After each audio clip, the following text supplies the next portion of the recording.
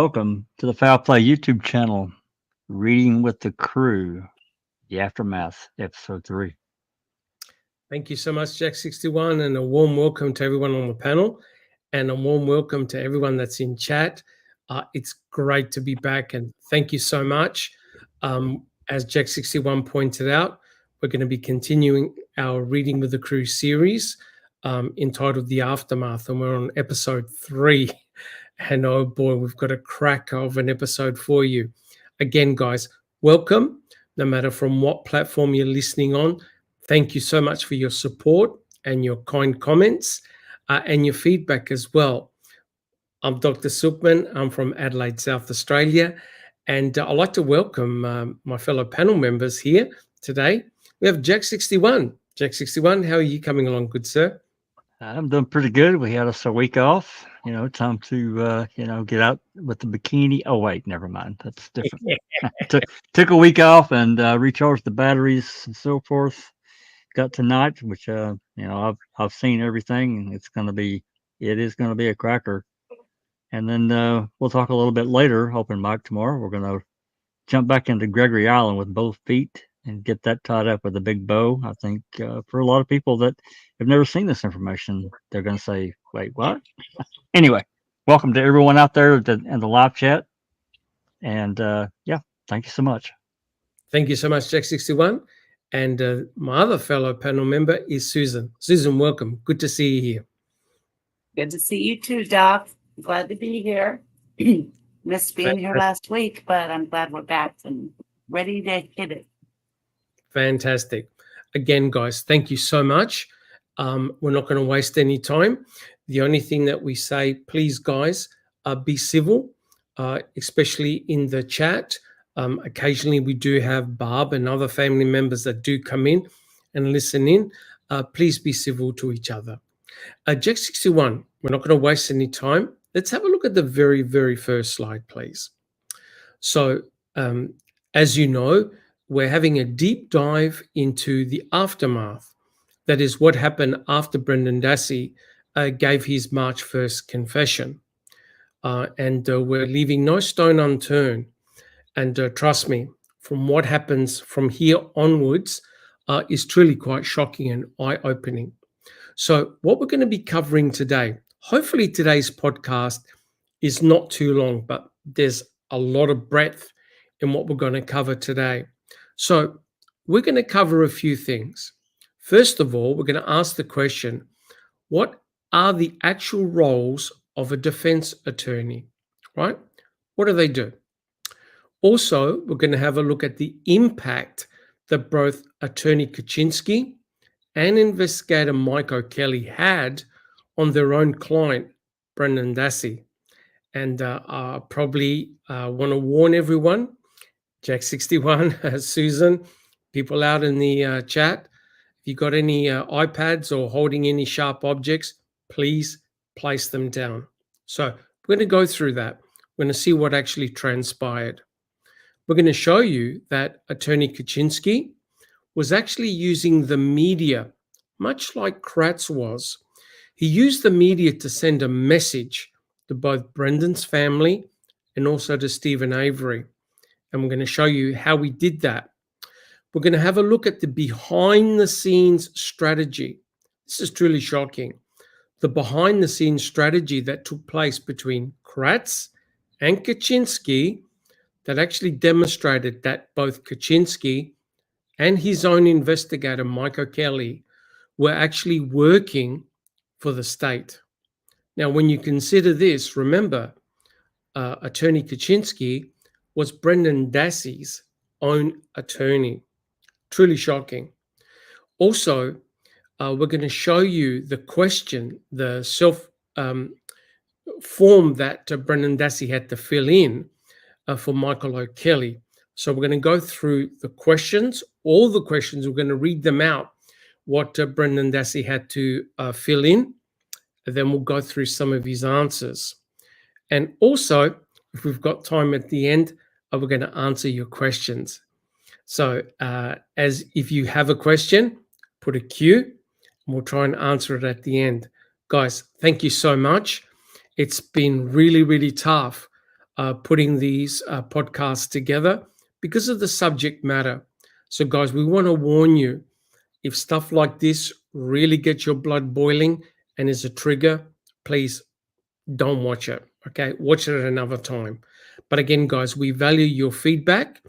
If you enjoy what we do as a team, please consider subscribing, putting your DNA on the thumbs up button, and please share our podcasts. The more people that can listen to our podcast, the better. And I know that a lot of the material that we cover here, there are many posters that send it directly to Governor Evers, which is fantastic. So hopefully the right person, that these will make an impact, and something happens. And again, all of us here from the Foul Play team, we want to wish Brendan Dassey a happy birthday. It's his birthday today. In Australia, it's the 20th, I believe, but in the US, it's still the 19th. Is that correct, guys? 19th? I believe yes, it is the 19th. Yep. So big happy birthday to Brendan Dassey. All right. Guys, is there anything that we need to talk about before we start the podcast? I'm good. Good. Susan, you good? I think you're muted. Oh, sorry. Yeah, I'm good. Hey, we have another panel member. Oh, Boom. Just like that. hey, There Sunshine she is. Christina. Welcome. Hi, how are y'all? Great. How about yourself? Good. I'm doing good. I have about 25 minutes that I can chit chat, and I would love to talk about Brendan. Are Fantastic. you driving?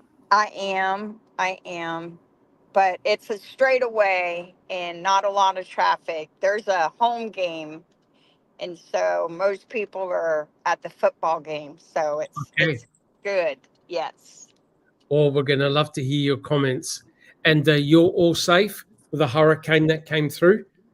Yes, the first one actually did more damage in our area, but we're in a part of the state where, I'm very grateful. We usually get through with more like rain Yeah. and not so much of the wind damage. We did have a tornado come through, but it touched down right before our neighborhood, picked up and touched down right after our neighborhood. And we're surrounded by cow fields and forest. So it was, very, very blessed that Can we imagine. didn't have to deal. Yeah, we lost power for like 3 days. Yeah. But other than that, very thankful. It hit the coast hard though. Yeah. And Yeah. Oh yeah. but other than that, we're good. There was a couple of businesses. There's an area called Steenhatchee.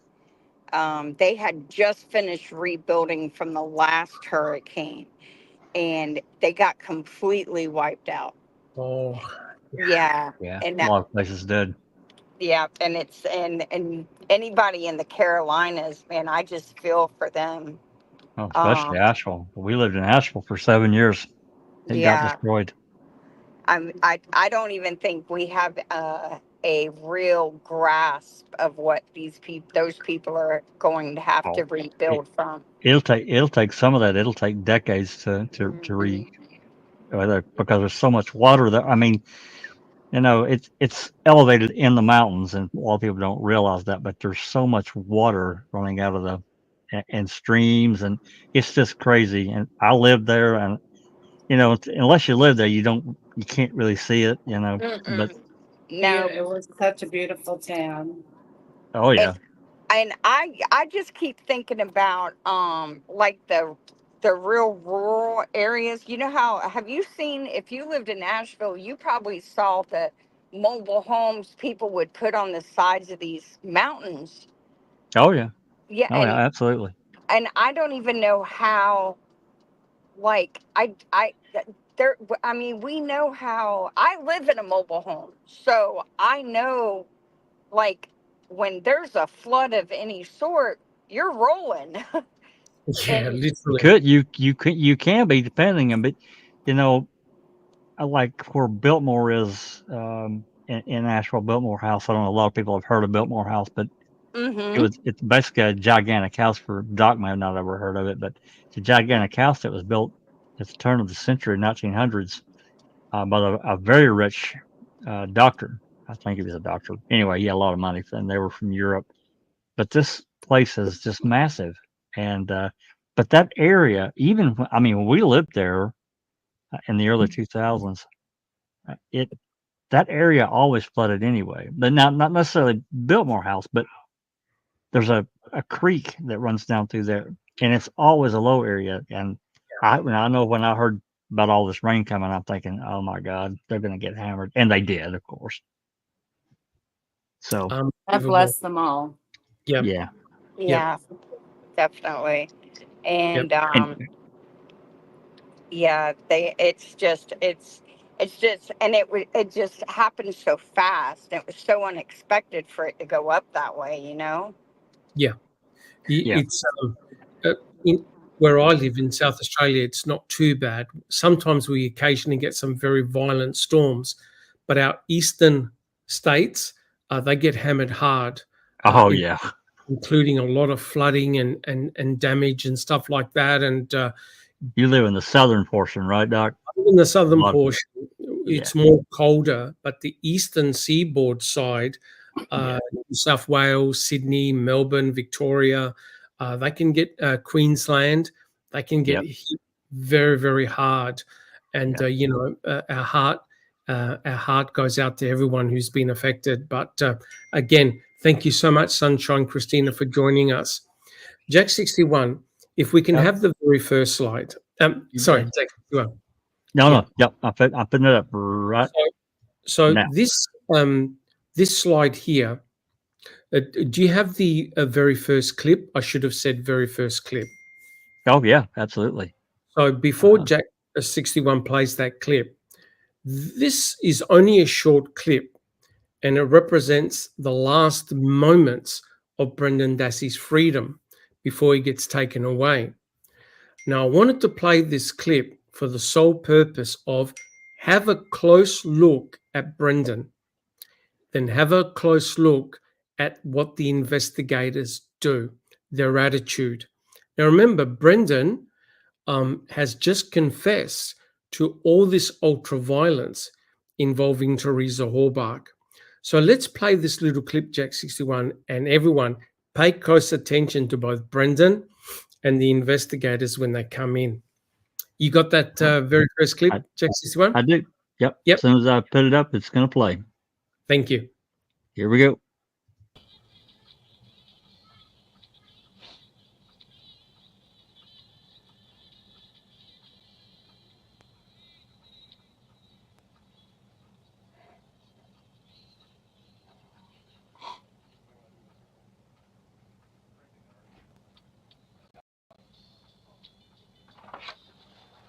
Brendan? What's going to happen? Okay, we're going to take you downstairs, and they're going to fingerprint you and stuff here. Okay, and then you'll be taken over down to Sheboygan County Jail. Okay. So, is that yours? Where'd you have it in your pocket? Holy Christmas! All right, on we go. Okay, bring that along. Sorry, no. Wow. Okay. Now, remember what Brendan Dassey has just confessed to. Does anyone want to make any comments on what they saw? Heart is on the bottom of my feet. Susan. My heart is just sunk. Just looking at him, thinking, what in the hell did I just say? I'm with Susan all the way. Every bit of what she just said right there. The realization has just flowed through his brain. Sunshine. I think that what the prosecution wants us to believe is tears of remorse for confessing to a crime is him crying because he knows he just lied on his uncle and he can't believe he got manipulated into saying these things. You know, like how I think about a 15-year-old kid who has been stuck in a room with those two guys, and just how they have completely twisted his brain. And remember this, just to add into what Sunshine's talking about, been in there with these two guys. This interview was 5 hours long. It This was a long one time. interview, 5 hours he was in there. Yep, long period of time. But did you realize how Brendan, did you see anybody with Brendan? Or was his mum with Brendan at that point? No, she's out of the room. Did he have an attorney with him at Nope. any stage during the No advocate. interrogation? No advocate. What struck me as rather odd was just the very casual nature of Fassbender and Wiegert just walking in. Oh, look, you know, we're going to take you to downstairs. We're going to get your fingerprint, and you're going to the Sheboygan jail. Just a matter of fact. And it just, to echo what Susan said, just the cold, harsh reality of what just transpired, right? He's a kid. He's 16. He's got intellectual difficulties. He's mentally challenged, and he was by himself. So the important thing, as Jack 61 has just got on the screen, is the use of an attorney, a defense attorney. Why do you need a defense attorney? Now, guys, would you agree that at this stage, right at this stage, as Brendan walks out, is Brendan Dassey in trouble?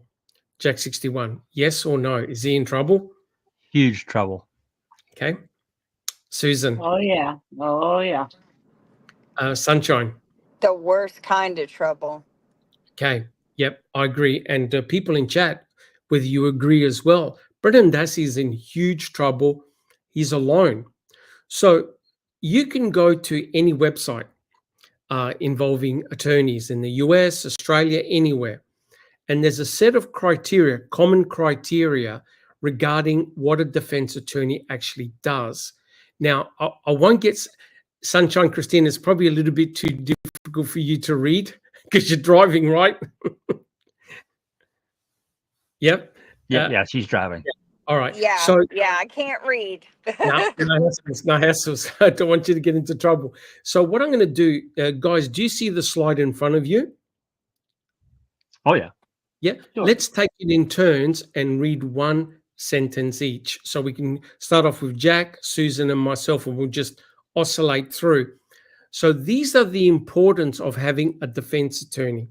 Jack 61, would you like to start off first? Sure. Just read Sure. one of those sentences. Right. A defense attorney not only protects the legal rights of their clients, but they also ensure that the criminal justice system operates fairly. By Susan. investigating the case and challenging the evidence presented by the prosecution, defense attorneys help prevent wrongful convictions and ensure that justice is upheld. Facing criminal charges can be an overwhelming and stressful experience. Defense attorneys often act as a guiding light for their client during the legal process. A defense attorney provides support and reassurance to their clients, explaining the legal system and helping them navigate through the complexities of the law. Defense attorneys are not only focused on the immediate outcome of a case, but also consider the long-term consequences for their clients. They take into account the potential impact on their clients' personal and professional lives and reputation within the community.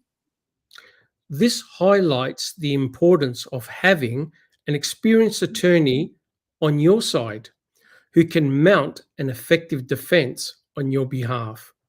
Now, guys, would you agree with that set of criteria? Absolutely. Absolutely.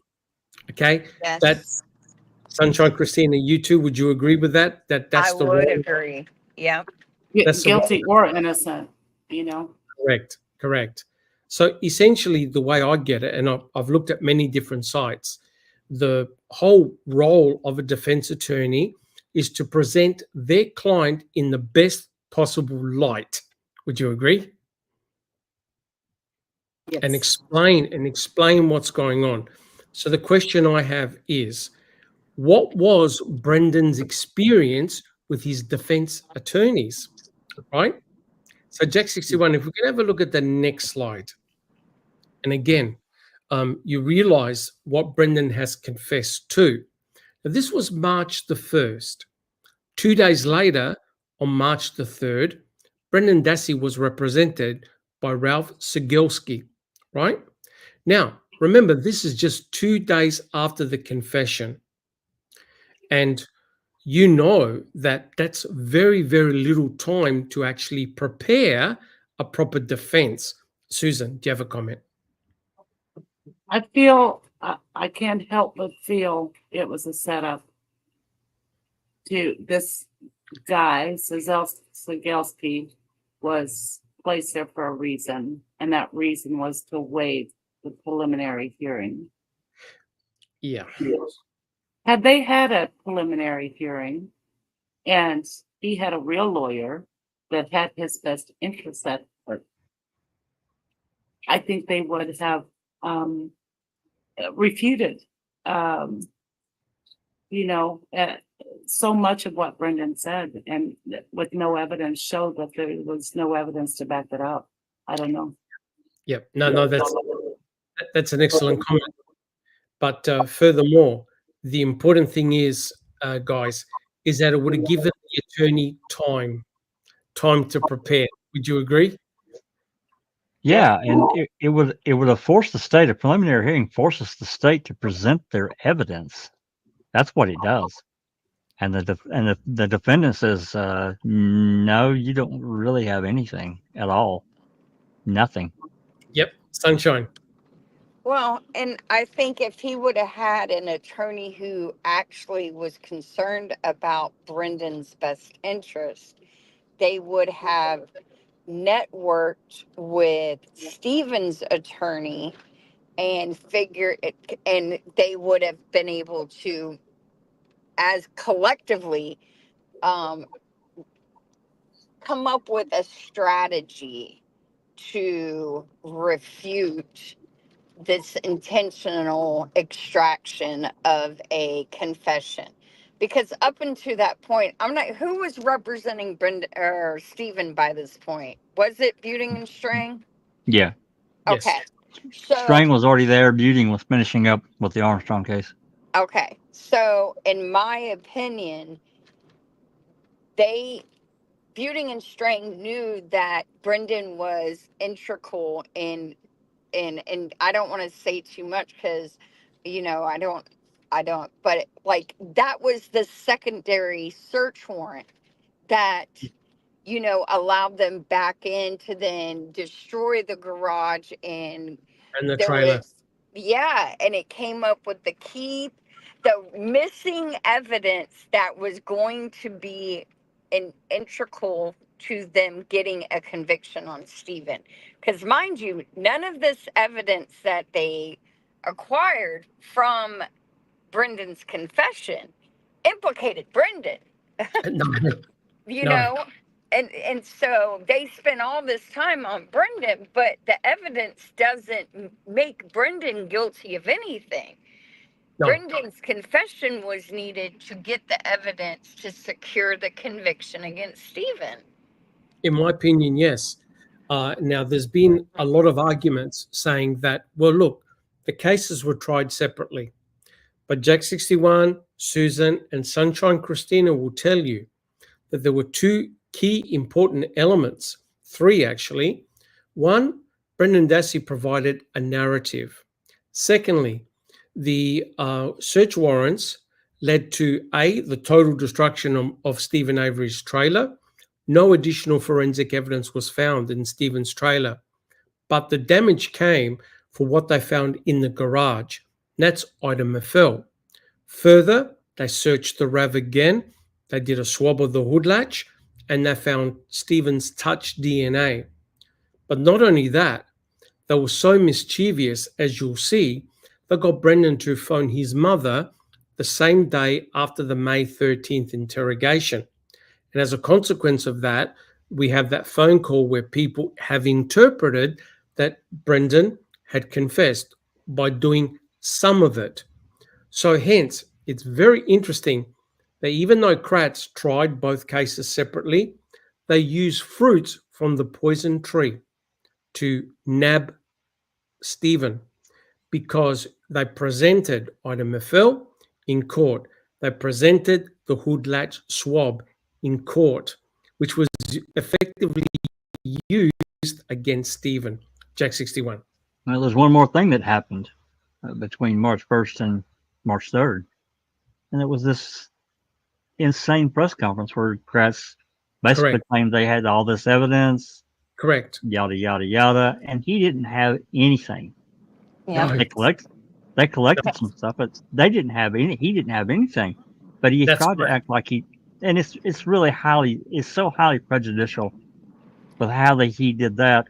But separating, look, we can, we've had this big discussion on Discord recently with Raven and Case 10 and some others about this process of how these trials went and how these cases, I have to include them both because, after everything is said and done, they come up to May. We'll get more into the May thing, but they knew for months that they weren't going to be able to, unless somehow Brendan suddenly says, okay, I'll take a plea deal, which he wasn't going to do. They knew that something was going to have to give before Stephen's trial. Correct. And they had to have had those conversations. I just wanted to add that in there. Correct. Thank you so much, Jack 61. Well, instead of presenting Brendan in the best possible light, it started off tragically for Brendan with Ralph Cegelski, because what he did, in effect, was waived a preliminary hearing for Brendan, which meant that the state no longer had to present their evidence against Ralph's client, Brendan. It would have given Ralph a lot more time to prepare, et cetera, et cetera. So he waived the preliminary hearing. And of course, we read it out. The judge said to him, are you sure, Brendan? Yeah. But Brendan obviously had no idea what he was giving up. But things got worse for Brendan because Ralph had to recuse himself because he discovered that he actually had a conflict of interest. And that is, he was related to the Horbach family. So he had to recuse himself. Jack 61. Just right quick, you said it there a second ago. Even Fox was kind of taken aback about not. He questioned it. Are you sure? You understand? Of course, Brendan didn't understand. He had no clue. Yep. Now, Sunshine Christina. I'm just curious, is that legal? Like, so he waived Brendan's prelim and then recused himself. Have they tried that avenue to get a retrial for Brendan? Does anybody know?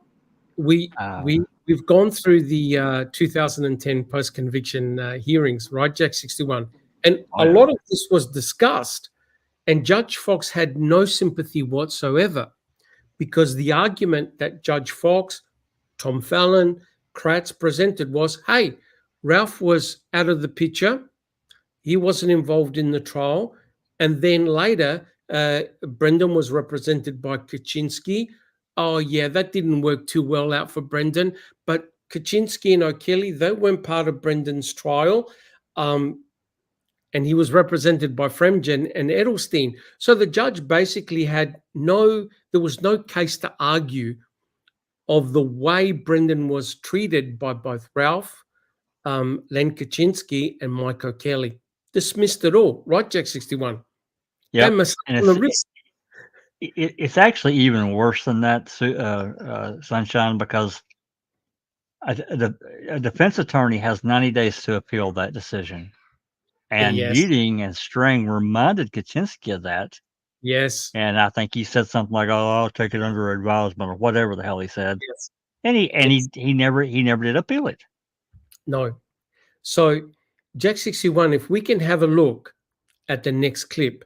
Now, remember what has occurred so far. We have the March 1st interrogation. We have the March 1st, March 2nd press conference that Sunshine Christina just talked about. So basically, Kratz and Pagel spewed out verbatim a narrative, a horrific narrative. One day after, on March the 3rd, Ralph goes to Judge Fox. I will waiver the preliminary hearing, thanks, Judge. So can you see how rapid things are progressing? Now, on the same day, the exact same day, there's a phone call between Barb and Stephen. We're going to play a little clip. Have a listen to that conversation between Barb and Stephen on exactly the same day. Jack 61, do you have that little clip? I do. It's going to start playing as soon as I load it. Here we go. Awesome. He's a public, I mean, he's a regular lawyer. Yeah, well, I just lost him, okay? How? What do you mean, how? Because he's second cousins with Hallbox. That's why. And then they have to find another one. No. How can I help? I didn't admit to nothing. Why, he sure the fuck didn't do it by himself. Well, I certainly didn't do it. Who did it then?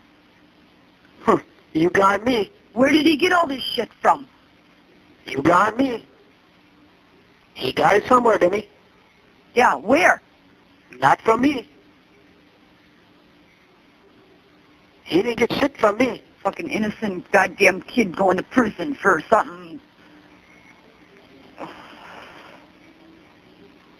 No. Yeah. What am I supposed to do? Why would he admit to something he didn't do then? Where would he get it from, Stephen? Well, he surely didn't get it from me. Nothing happened over by me. We'll prove that in a minute. In the garage, in the bedroom. They got it all. Yeah, They got the paneling and beds and everything. The carpets and all. really. Yeah.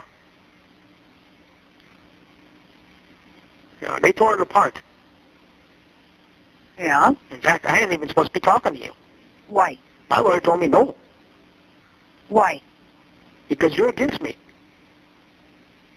What do you expect me to think, Stephen? But he's supposed to... Where did Brendan get all this shit from? He's gone down for something that he would have never ever fucking did. Oh, what about me? Why would he say this about you then? You tell me. You're out there with him, not me. But you were. And he was over by you that night. Yeah, for a couple hours, that's it. Brought it right before 6 o'clock. So you're telling me when he got off the bus, he didn't come over by you with an envelope from out of my mailbox? No. No, he did not. Then what the fuck are they trying to do?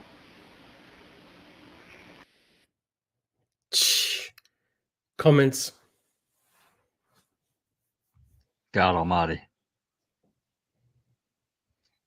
You can't Well, I mean- blame Barb for being just Oh, blown distraught. away, Oh, yeah. distraught. From what she heard, she listened to that press conference. You know, ugh.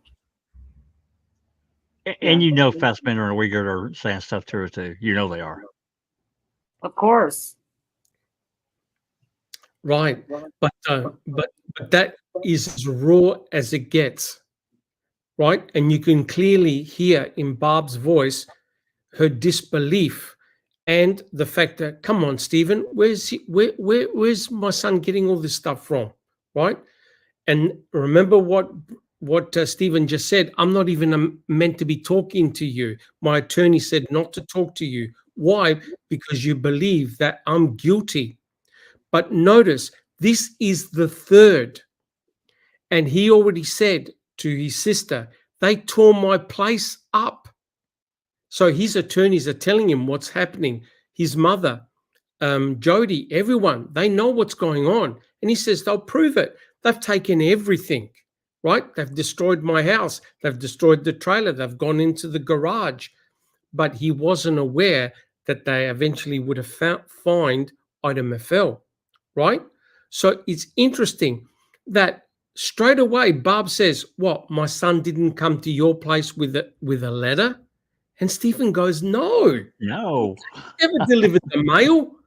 And remember, we have a phone call in which Mama Avery says to him without being asked, I came down there with your mail on my golf cart. We had a small talk, and that was it. So all of a sudden, this is the third. Already there's problems with the narrative. Guys, would you agree? What Brendan has told Fassbender and Wiegand all of a sudden is falling apart. Guys, what do you think? Jack 61. Oh, absolutely. I mean, to me, of course, we're far smarter about the case now, but they knew that there were. I'm talking about Uyghur and Fassbender. They knew that there were immense problems with the things that Brendan was saying. They knew. That's why they kept questioning him. So yeah, I think that the wheels are certainly shaky on the wagon. Very, very shaky on the wagon. And you see, this is the real issue and the problem that Ralph did by removing or waiving the preliminary hearing. Now, if we have a look at the next slide, if you thought Ralph was bad enough, right? Brendan obviously needed an attorney to represent him. And so a new attorney, Len Kaczynski, was appointed to Brendan Dassey on March the 7th, right? On March the 7th. But what's amazing is that he never spoke to Brendan. He never spoke with Brendan until March the 10th. But what Len Kaczynski was doing incessantly was talking to the media. So he didn't go and talk to Brendan. He didn't go and get the facts of the case, right? The only thing that Len Kaczynski had was the criminal complaint. He hadn't even spoken to Brendan, his own client. Now, as we know, subsequently, Len Kaczynski was removed on August the 25th, right? Taken right out. But guys, for those 5 months, would you agree that a lot of damage was done to Brendan? Guys, would you agree? Oh, it destroyed his case. It completely destroyed it, in my opinion. Of course. Yep. But things were to get worse. Len Kaczynski hired Michael O'Kelly. Now, Michael O'Kelly was only meant to do a polygraph on Brendan Dassey.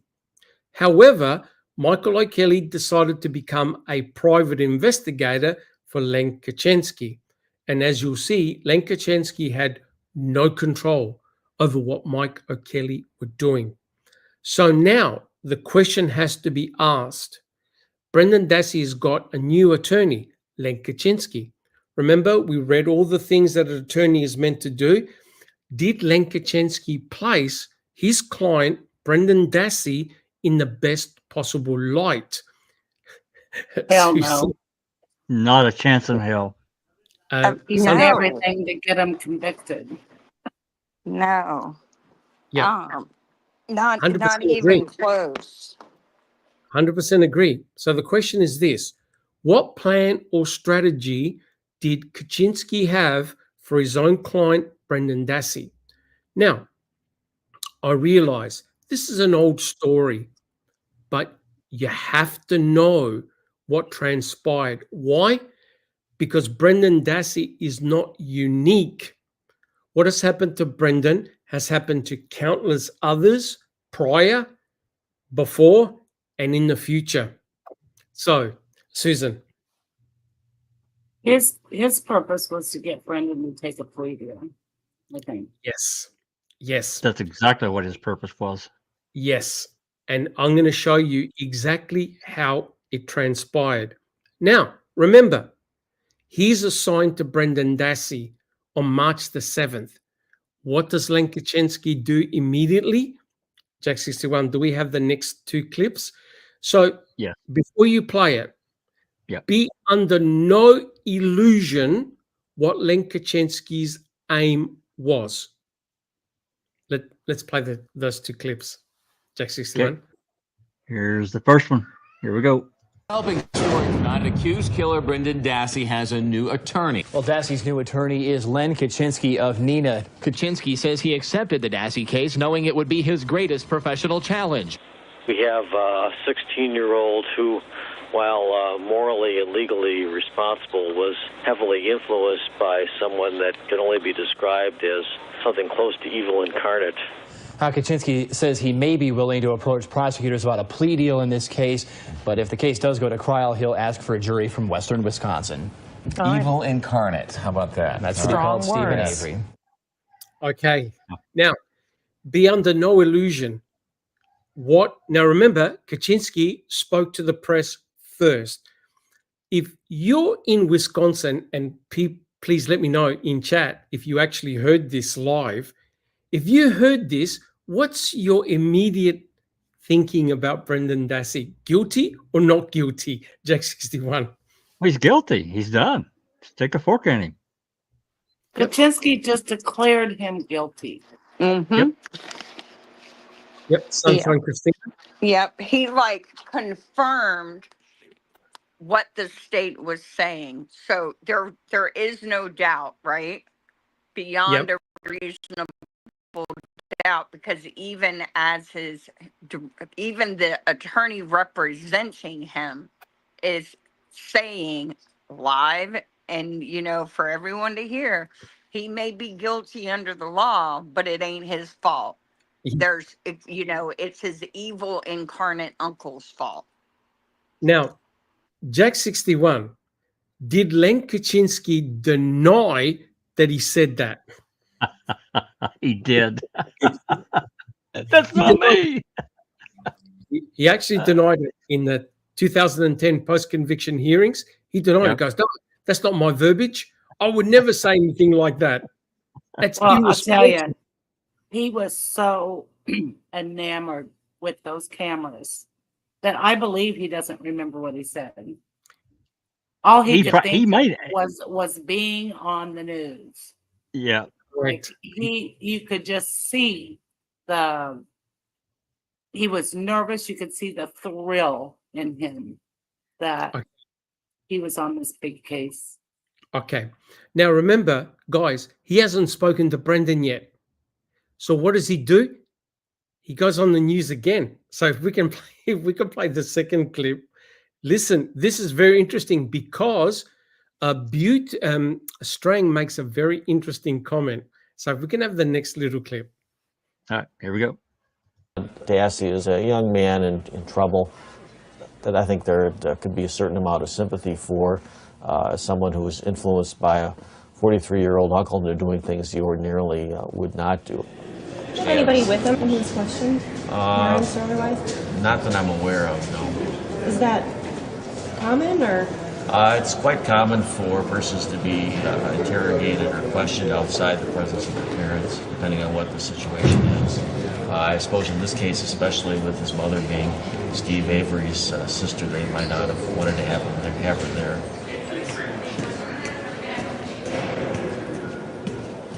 When the state arrested and charged Brendan Dassey, it turned some of Stephen's family against him. It removed a potential defense witness, and the state turned the public. It finally had a compelling story of a vicious crime. It had a horror story to tell. Okay, brilliantly summarized. But you notice what Kaczynski said about the fact that when the news reporter asked him, did he have anybody present? No. We didn't want his mother to be present because she's the sister of Stephen Avery. Yeah. So Brendan couldn't even have his own mum next to him because Barb happened to be the sister of Stephen, who's been arrested and charged for the murder of Teresa Halbach. This is even before a trial. Sunshine Christina. You know, it's interesting. We've heard that the blame the victim, right? That's Yes. what Len Kaczynski's doing. It's not our fault that he didn't have an attorney. It's Stephen Avery's fault. Correct. You see how that is? And I just want to add this in. This is just, this might be a little petty, but do y'all remember them wind up monkeys with the cymbals? Oh, clap the hands. Yeah. The Ka-ching, clap the ka-ching, hand ka-ching, one. ka-ching. Yeah. Mm-hmm. That's what every time I see Kaczynski, that's what I think of. But I think of Alfred E. Newman. So do I. Alfred E. Newman, right off the bat. Yep. Yeah. But Sunshine Christina, there was the organ grinder behind all of this, as you'll see. There was someone controlling the stakes, right? That's so with the K. Yeah. Ends with the K. Oh yeah. Oh yeah. And I'll show you. I've got the emails. So now you've got Len Kaczynski saying several times on the media that his client's guilty. It was all to do with his evil uncle. And to prove it, he now will show you the next slide. He now went to go and see Brendan. So if we can have a look at the very first slide, what we'll do, we'll get different readers to read each page out. I'll do the first one. So Len Kaczynski went to go and see Brendan on March the 10th. This is the first time he spoke with Brendan. Kaczynski has already been in the media. As soon as he comes out of jail, he's surrounded by reporters. Because remember, these reporters heard the press conference talking about the incredible ultra-violence that Brendan and Stephen had done to Teresa Halbach. The whole nation was shocked and traumatized. So when Kaczynski walked out of the jail, he was surrounded by reporters and they questioned him. Now, listen to this. Kaczynski knew that Brendan and his family were watching the newscasts. And the remarkable thing is this, because of the 2010 post-conviction hearings, we now know that what Kaczynski was doing was trying to send a message to Brendan's family and to Stephen Avery regarding a plea deal with the state. Now remember, this is the very first time that he met his own client, and he's talking about plea deals already. Now, if your attorney is talking about a plea deal, does your attorney think you're innocent? Jack 61, yes or no? Hell no, you're done. Susan. Yeah, no. Sunshine Christina. No. No, and people in chat, yes or no. Your own attorney thinks that you're guilty. So he got interviewed, right? And of course, a transcript was done. So I'm going to read the first page and then we'll pass it on. Jack 61, you could read the second page, etc., etc. So here's what was written down. Here's a transcript. I'll quote. For about an hour, Appleton attorney Len Kaczynski met with his new high-profile client at the Sheboygan Law Enforcement Center. Kaczynski describes Brendan Dassey as sad, remorseful, and overwhelmed by the charges against him. Jack 61, would you like to read the next page? Yep. Kaczynski says at this point, he hasn't ruled out negotiating a plea deal in the case. Len, I guess all the options are open. Of course, a plea deal requires the state and the defense. We'd have to decide if what the state wants is something that we can accept or not. Okay. Susan, would you like to read the next page? Kaczynski also blames Stephen Avery, excuse me, for leading his nephew down the criminal path. Len, I think common sense says here's a 43-year-old who's been in prison, right or wrong. It certainly stands to reason that Brendan Dassey could perhaps not be coerced, but easily led into the offenses he allegedly committed. That's All right. really interesting. He said that right there. Perhaps not be coerced, but easily led. It's the same thing. Anyway, Good I point. apologize. No. Good point. So be under no illusion that Len Kaczynski thinks his own client is guilty, that Brendan is guilty, that they want to go for a plea deal. And this is meeting Brendan, his own client, for 1 hour. He's already projected it in the media. Now, you might be thinking, oh my God, has Brendan Dassey admitted fault? Did he say that he's guilty? Well, did you see where he put remorseful? Yes. And it's interesting because they questioned Kaczynski and he goes, oh, no, I think they're the words of the news reporter. They weren't my verbiage, right? So on that, if you're in society and you're listening to these broadcasts and you're reading in the newspapers, you're going, oh my God, Brendan must have confessed because they want to do a plea deal. They question Kaczynski. Brilliant. This is in the 2010 post-conviction hearings. Dvorak, who they didn't like, right, Jack 61, they didn't like Dvorak. Oh, hell no. He questioned Kaczynski. Now, Jack 61, are you happy to read the questions? And Susan, are you happy to read the answers, which is Kaczynski? So this is in 2010. All right, here we go. Dvorak. Okay, he said that the statements that he had made, especially the ones in the complaint, you asked him about that, right? You went over the complaint with him. Yes. And he told you that what he said and what was in the complaint about what he said was not true, correct? I believe he said that. Okay. And he also told you at that time that he wanted to take a polygraph test. Oh, correct. To prove that, correct? Yes. So Brendan is asserting his innocence. Yes. Now, fucking hell, from those reports that he's projecting out in the media and talking to the press guys, did this come out that my client has pleaded not guilty, Your Honor? He's saying that he's innocent. Did you get that impression? No, and he wants to take a polygraph. No, not at all. Nope. Right?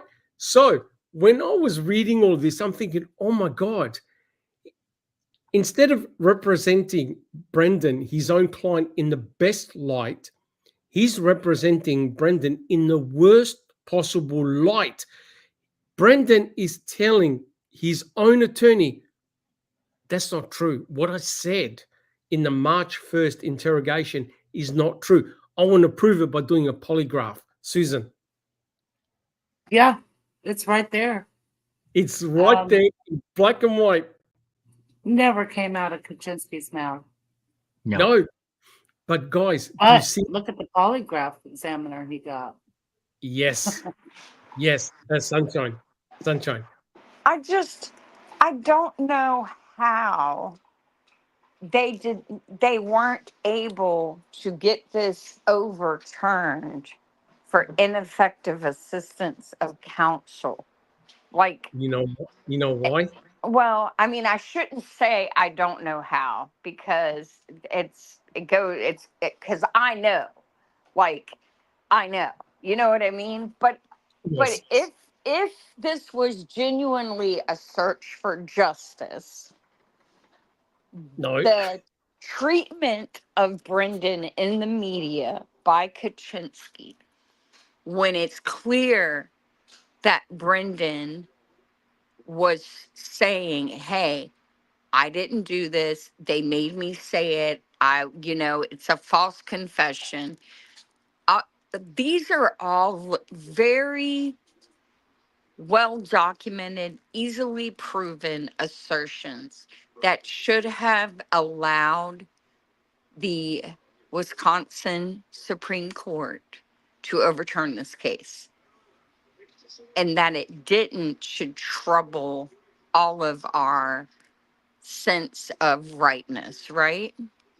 Correct. I agree. 100% I agree. correct. But the point I was going to make this, sorry, Susan, I'll get you on in a second. This is 2010, guys. All this stuff is coming out in 2010. The kid's already been sitting in jail for years, right? And now all of a sudden, because remember, Brendan is there with his new attorneys going, my own attorney said that. I told him it was wrong. It was false. I was coerced. But none of that came out in the interviews. Correct? That's right. Correct. None of that came out. Susan, No. a comment. I think from what Christina was saying, I think the damage that was done to Brendan by Kaczynski did have an effect in his case on the public, on the jurors. Yeah, he helped to get him convicted. Right. But here's the ultimate argument, because Jack and I have been having some great discussions with several members in Discord, right, Jack 61? And that is, how do you quantitate it? How do you quantitate the damage done by Zagelski, Kaczynski, O'Kelly? How do you quantify it? And the answer is it's not easy to quantify it, right? Yes, I agree, Bob. That damaged all of us from the beginning, 100%. The whole purpose of doing the podcast is to show you sequentially how it took place. Because, Bob, I know you were there at those 2010 depositions. You were even questioned, right? So you've got this horrible situation where your client is saying, they're not true. Those statements are not true. I want to do a polygraph test, right? But none of that got projected. And I'll tell you why. Because at the back of the mind of Kaczynski, he had a plan. He had a plan in place. So the question is this: what was Brendan telling Kaczynski? Brendan was consistently telling Kaczynski, I'm innocent. I never did those things, right? But it was going to get worse. If we have a look at the next slide, Jack 61, Kaczynski got his day in court in front of the judge, right? Because he's now Brendan's new attorney. This is March the 17th, right? Now, the bail bond money that Kratz talked a lot to the judge, to Judge Fox, was set at $250,000.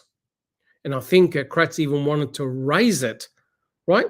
But here's the issue with Kaczynski, right? He's now in front of Judge Fox. Kaczynski had not spoken to his own client since March the 10th, right? So out of the blue, he appears with Brendan in front of Judge Fox.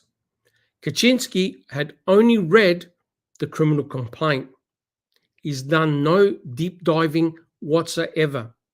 But Kaczynski could have filed, as Jack 61 said, for a preliminary hearing, because Strang and Buting were telling him, well, here's your chance, mate. Now you could do it.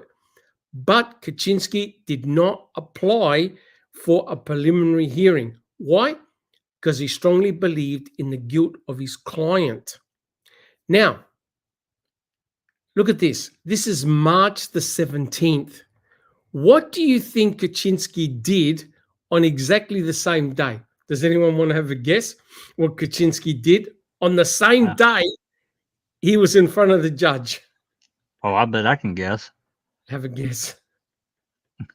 He appeared somewhere in the media. Yep. Jack 61, if we can have a look at the next slide, it was discovered that Kaczynski went on national TV on the Nancy Grace show on the same day. But it's what he said on that interview that completely destroyed Brendan, right? Jack 61, would you like to read Dvorak and I can read out the answers. So, Okay. This is Dvorak questioning Kaczynski about his appearance on Nancy Grace the same day he was with Brendan in front of Judge Fox. Real. All right. Okay. So, and then you say, quote, if the tape is accurate, end quote, that's the next thing down. An accurate recollection of what occurred, there is, quite frankly, no defense. Coercion under Wisconsin statutes is not a defense to first-degree intentional homicide, and it requires an imminent threat of death or great bodily harm. So our first thing we're going to look at is whether or not that statement's admissible, whether or not there was some sort of promises or threats made to Dassey to cause him to make that statement. Since it's been preserved on videotape, we should be able to tell that soon after. I get that, although there's also other circumstances to consider. Is that accurate? Yes. Okay, so you're telegraphing the importance of that statement to everyone, and the importance of it in the case, right? I don't know if telegraphing is the word. I'm kind of restating the obvious.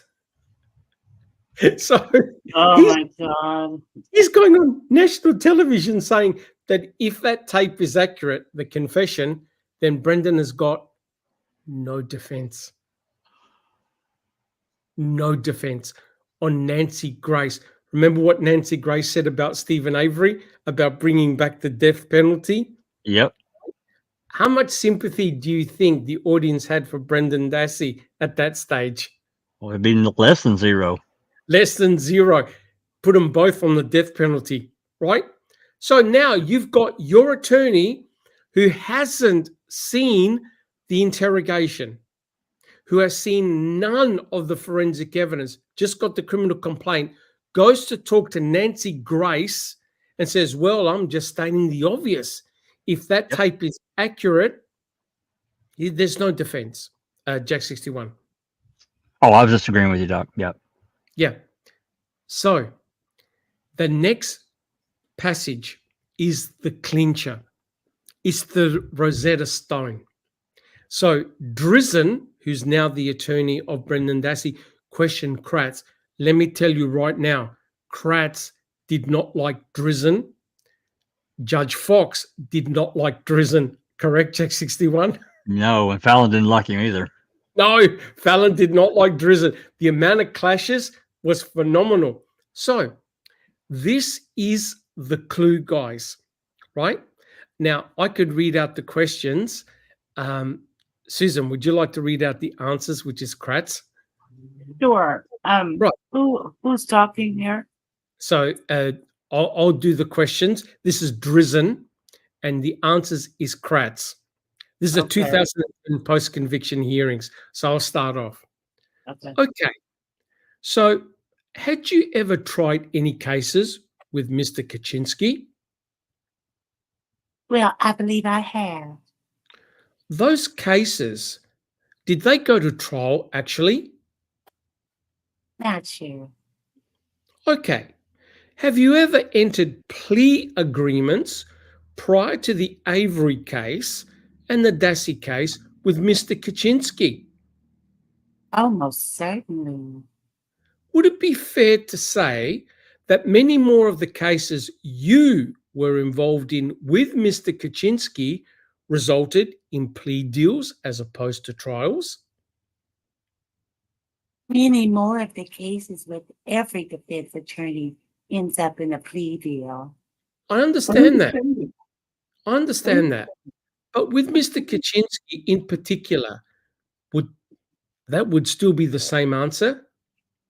Yes. So, guys, there it is. Kratz and Kaczynski have had cases together, tried cases together in which Kaczynski does plea bargains, plea deals. Yep, that's right. There it is in black and white. Well, I just have to say our whole system is that way. Most. Oh, yes. Yes. Majority. Yes. Capably. But I'm not surprised at all. Yes, correct. So in other words, there's history between Kratz and Kaczynski in especially doing plea deals.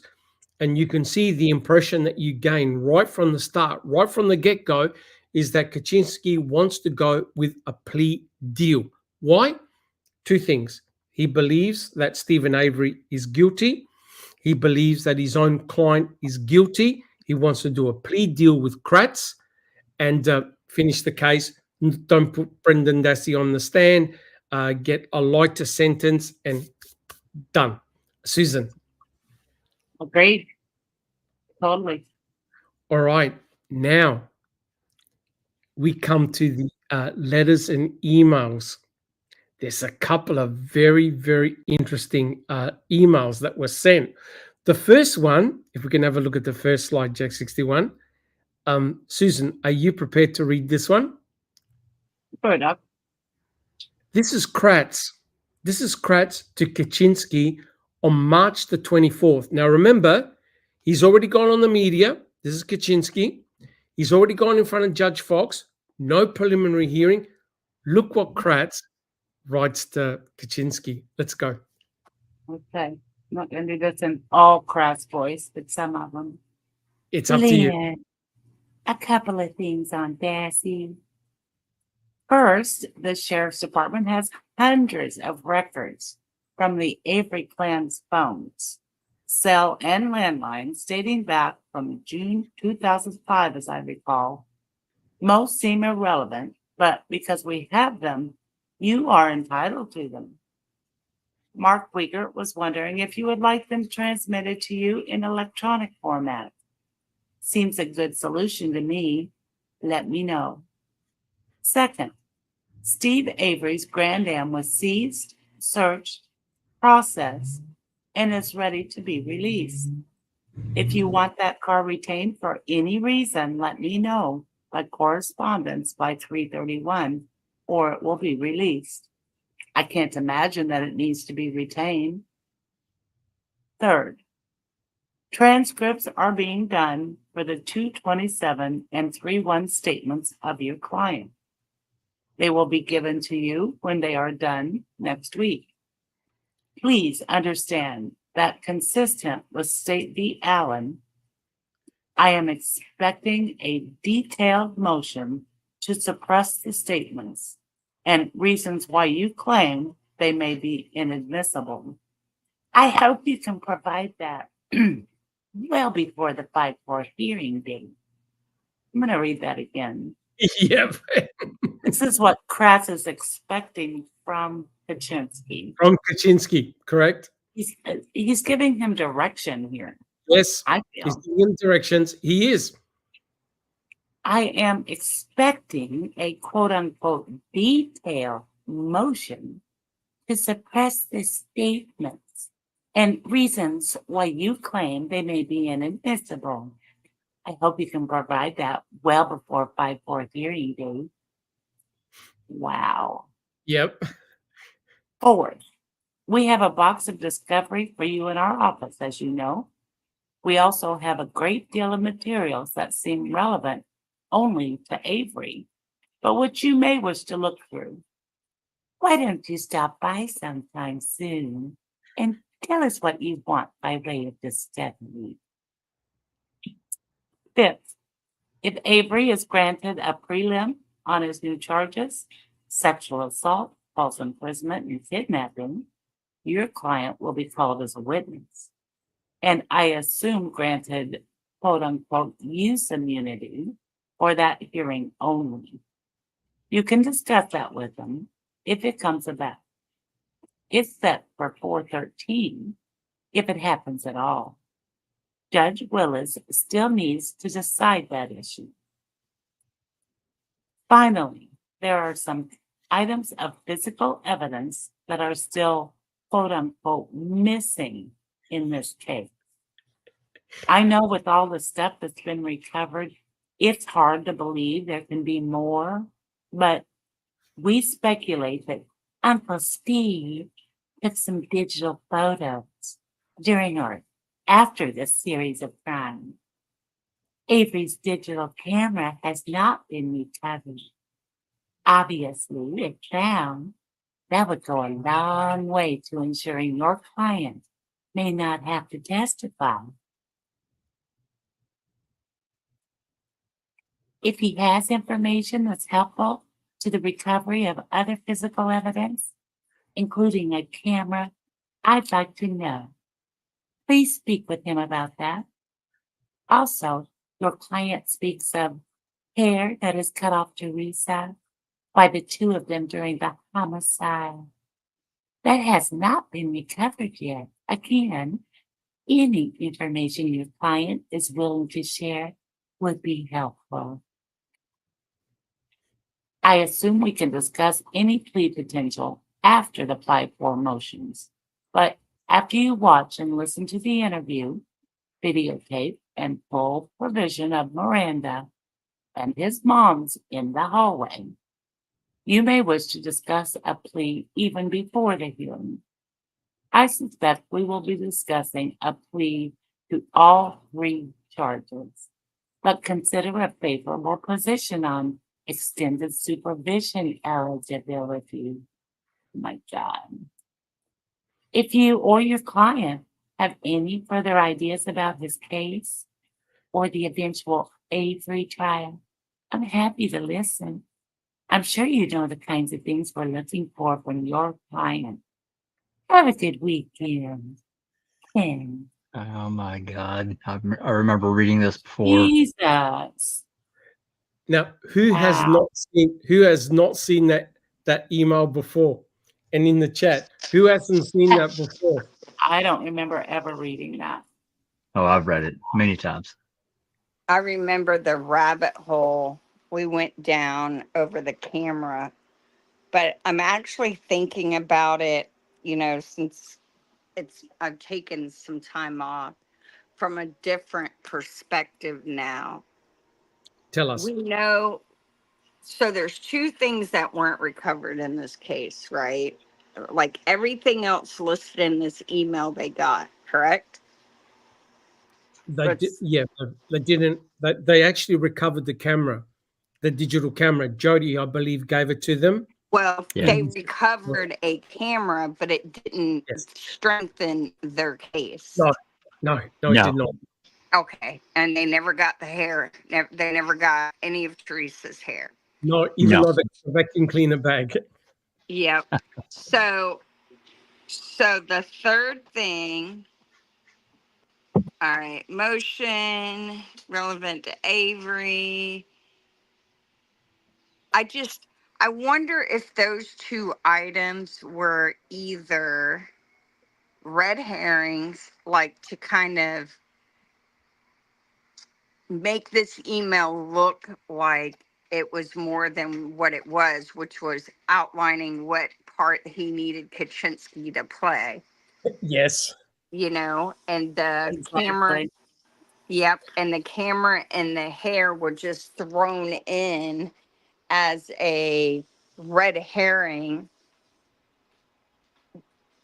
Because how many murder cases do you think Kaczynski has tried or defended clients against at this time? I wouldn't say that many. No, and I don't think Kratz has either. And so I feel like they're it's like a performance. And I'm jaded. I'm not even going to pretend I'm not jaded. But this just seems so intentionally constructed. It's directed. It's definitely directed. Direction. Yes. It is direction. Totally. Talk to your client, help us out, and we'll help him, and we'll help you. Yeah, I mean, like, who really thinks they can just make demands like that? Yes. of an opposing counsel. Yes, it's crazy that this is not how attorneys correspond with each other during a trial. Well, it sounds to me like, You can slap me back, Sunshine, but to me, this is like this is how they talk to each other. This is how Kratz talks to him. This is what I expect. They've worked. They've had connections before, right, Doc? Yes, and that's exactly why I put up that little script. Thank you. The 2010 post, because when I read, I thought, "Oh my God, these guys have had a prior association." So Kratz had to basically try and disguise what he was doing, but he was giving strict directions to Kaczynski. In other words, he's saying, talk to your client.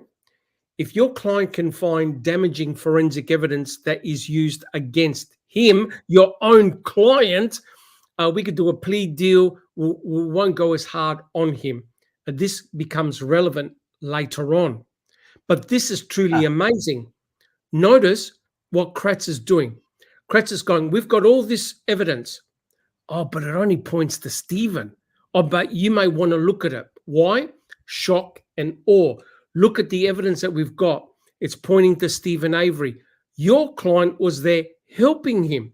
Your client admitted doing A, B, C, right? So hence, what Kratz is doing is feeding the rope to Kaczynski. And he's asking Kaczynski, oh, if your client can find that missing forensic evidence, we don't know where it is, like the hair, because remember he said about the cutting of the hair. They couldn't find the knife. They couldn't find the gun inside the RAV4. So they were sending on a wild goose chase. Now, because this now makes sense, right, guys? Because remember what we get said to Brendan Dassey on the May 13th interrogation. I heard that you took photographs of her. Is that correct? Which comes straight from Kratz's letter. And also, I wanted to talk about that camera a little bit more. Yep. This is a very short thing. Doc probably knows where I'm going, but later on, more towards September into October, some kind of rumors get going and get back to Uyghur and Fassbender. It was in the school. There was a rumor in the school. That's right. That's exactly right. Yep. So the camera becomes, here they are almost a year later, and now the camera's like this big deal. And Coach Jody, go ahead, Sunshine. Well, I was just going to say the rumors allegedly started by a juvenile delinquent on the bus. Was it Campion? Yeah, Campion? I believe that is his name, which that name has a connection in the case.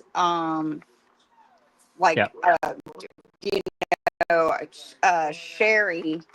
Yes. It probably has more information, but that the name Campion is connected throughout the case. And I just find that all of that's another, trail. But don't let me get going off on a tangent on that.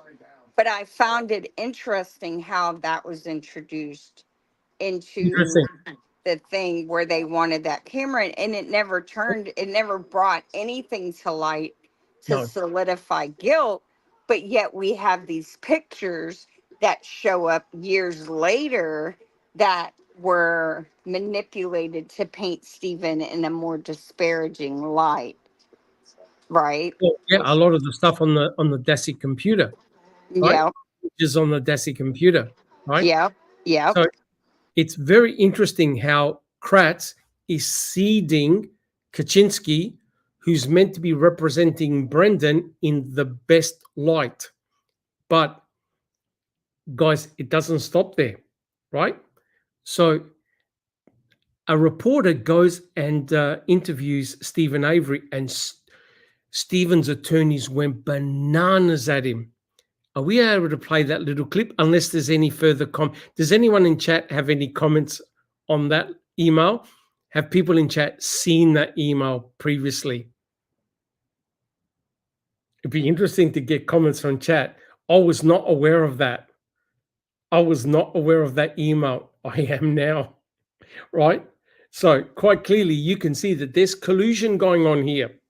Kratz is directing Kaczynski, hey, see if your client will find this for us. We can do a plea deal. And notice what Kratz said.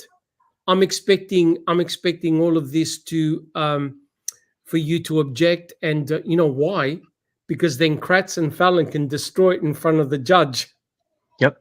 Your Honor, this point is weak, this is irrelevant, etc., etc. So Kratz needed something to work on, and you'll see what Kaczynski did. So, do we have any additional comments? I'm good. Susan. When he mentioned there in the second to last paragraph about the favorable position on extended supervision eligibility. I mean, he's throwing him carrots. Hey, buddy, you do this for me, I'll do this for you. Correct. Now, the family took wind of this.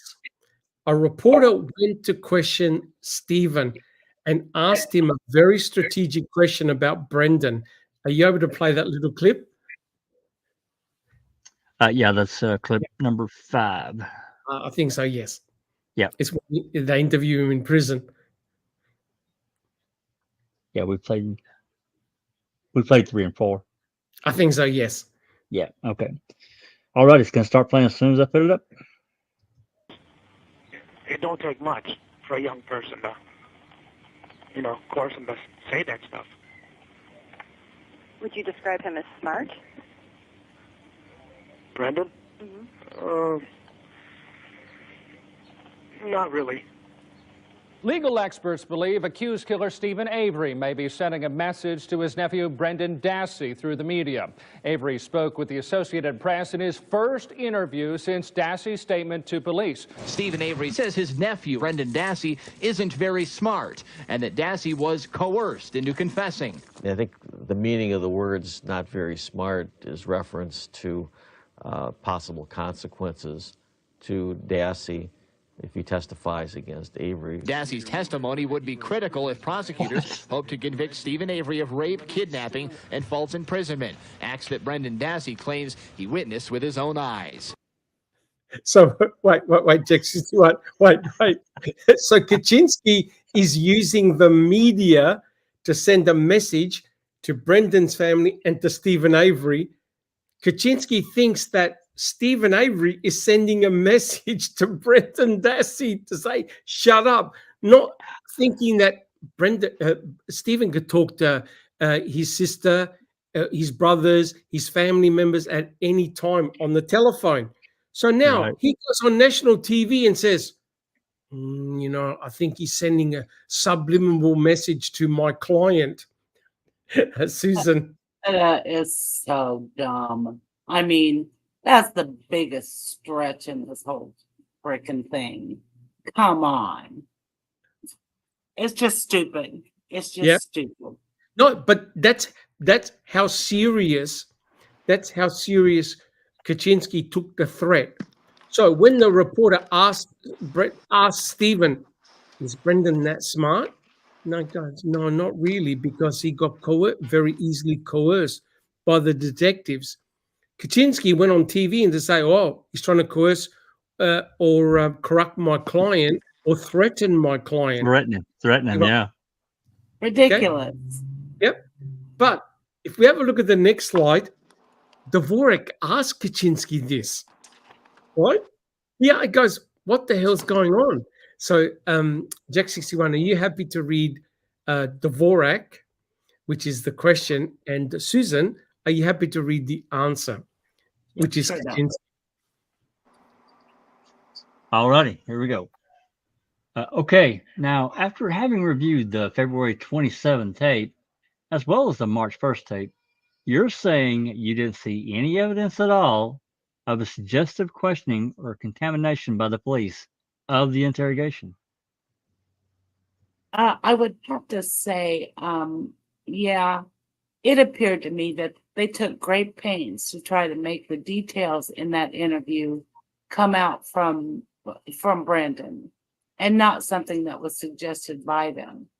A relatively low number of leading questions and things of that sort that you might expect to have from a heated, high-powered interrogation. So by I guess what you're saying here is or you know what you're sending out is that Mr. Dassey's confession is a good confession. Well, I was saying that it didn't certainly appear to be something that was shoved into his brain, like Avery had suggested. Well, let's And I was putting out the message to Avery that I thought he was trying to intimidate Brendan Dassey through the media. oh my God, this guy. What? Right? So, in other words, he's saying this is the first time that he had gone through the transcripts, and I think he watched the tape.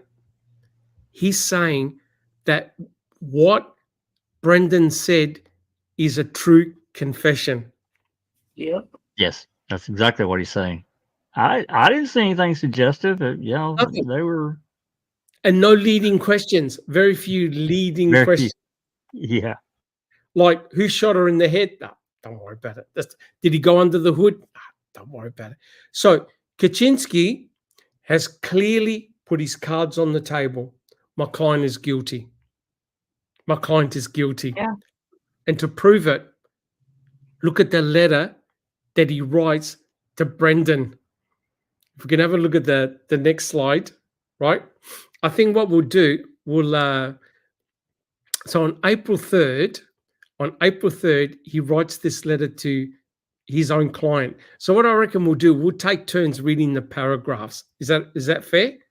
Oh yeah. Yeah, and Doc, just to let you know, I think Christina can read now. Oh, I can. Yeah. awesome. So we'll block it up as paragraphs. So Jack 61, would you like to read the very first paragraph? So this is Kaczynski to Brendan Dassey after watching the March 1st interrogation tape. Let's go for it. Okay. Dear Brendan, after we met on Monday, April 3rd, 2006, I located a person to do a polygraph examination of you at the detention center. His name is Mike O'Kelly of Affordable Investigations and Polygraph of Des Plaines, Illinois. I described the case to him and sent him a copy of the criminal complaint. He will see you next week. I also spoke to your mother, Barbara Dassey.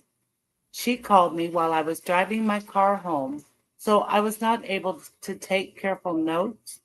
However, she largely agreed with your version of how the questioning was conducted on February 27 and March 1. For those portions she was able to observe. She knew you were removed from class to be interviewed. The February 27th interview was conducted at the school. Your mother was with you. But then, as on March 1, you were willing to be interviewed without her being present. The police felt you were too upset to go home, so you and the rest of your family stayed at Fox Hill. You went to school on February 28th and the morning of March 1. March 1 was the date your parents' divorce was final. Uyghur called her and she came to the Manitowoc police station believing that you were going to be placed under arrest. Bob also told me, you might have to mute Susan, I'm getting some feedback. Okay.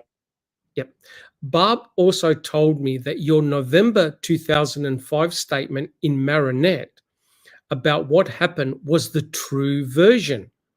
On November the 6th, 2005, you told Detective O'Neill of the Marinette County Sheriff's Department that you did not see Horbach and her vehicle on Steve's property when the bus driver let you off, even though the bus driver says he saw them.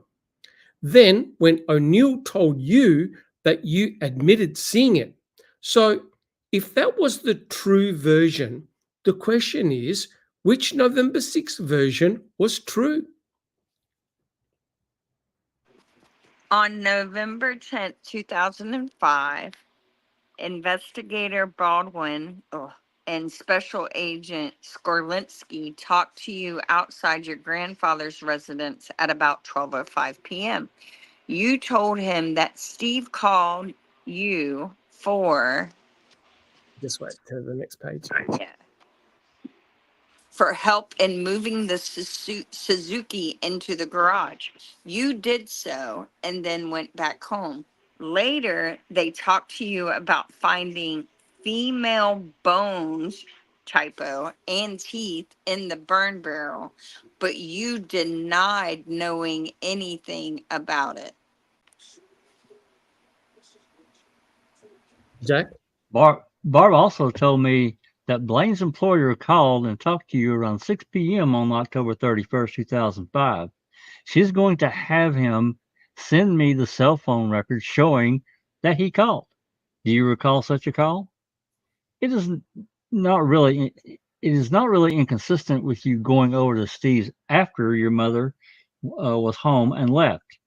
I'm going to go over all the statements by you, Blaine, and your mother again. But once again, the videotape is pretty convincing that you were being truthful on March 1st. You need to stop thinking about who benefits from what you say and just think about what really happened. If a judge or a jury thinks you are lying to cover up for Steve or yourself, you're writing yourself into a sentence to a life imprisonment without parole. If you accept responsibility for what you did and cooperate with Steve's case, at least one of the Hallbachs will ask Judge Fox to go relatively easy on you. Think about that some more. I will keep you posted on any new developments. Sincerely, Lynn, Mr. Collusion Kaczynski. Okay, now, is anyone on this panel and in chat in any doubt that Len Kaczynski thinks Brendan Dassey is guilty? Absolutely not. Doubt? No doubt. There's no doubt. No. Zero doubt. I think got a lot of his facts wrong too. Yeah, I don't even think he cares.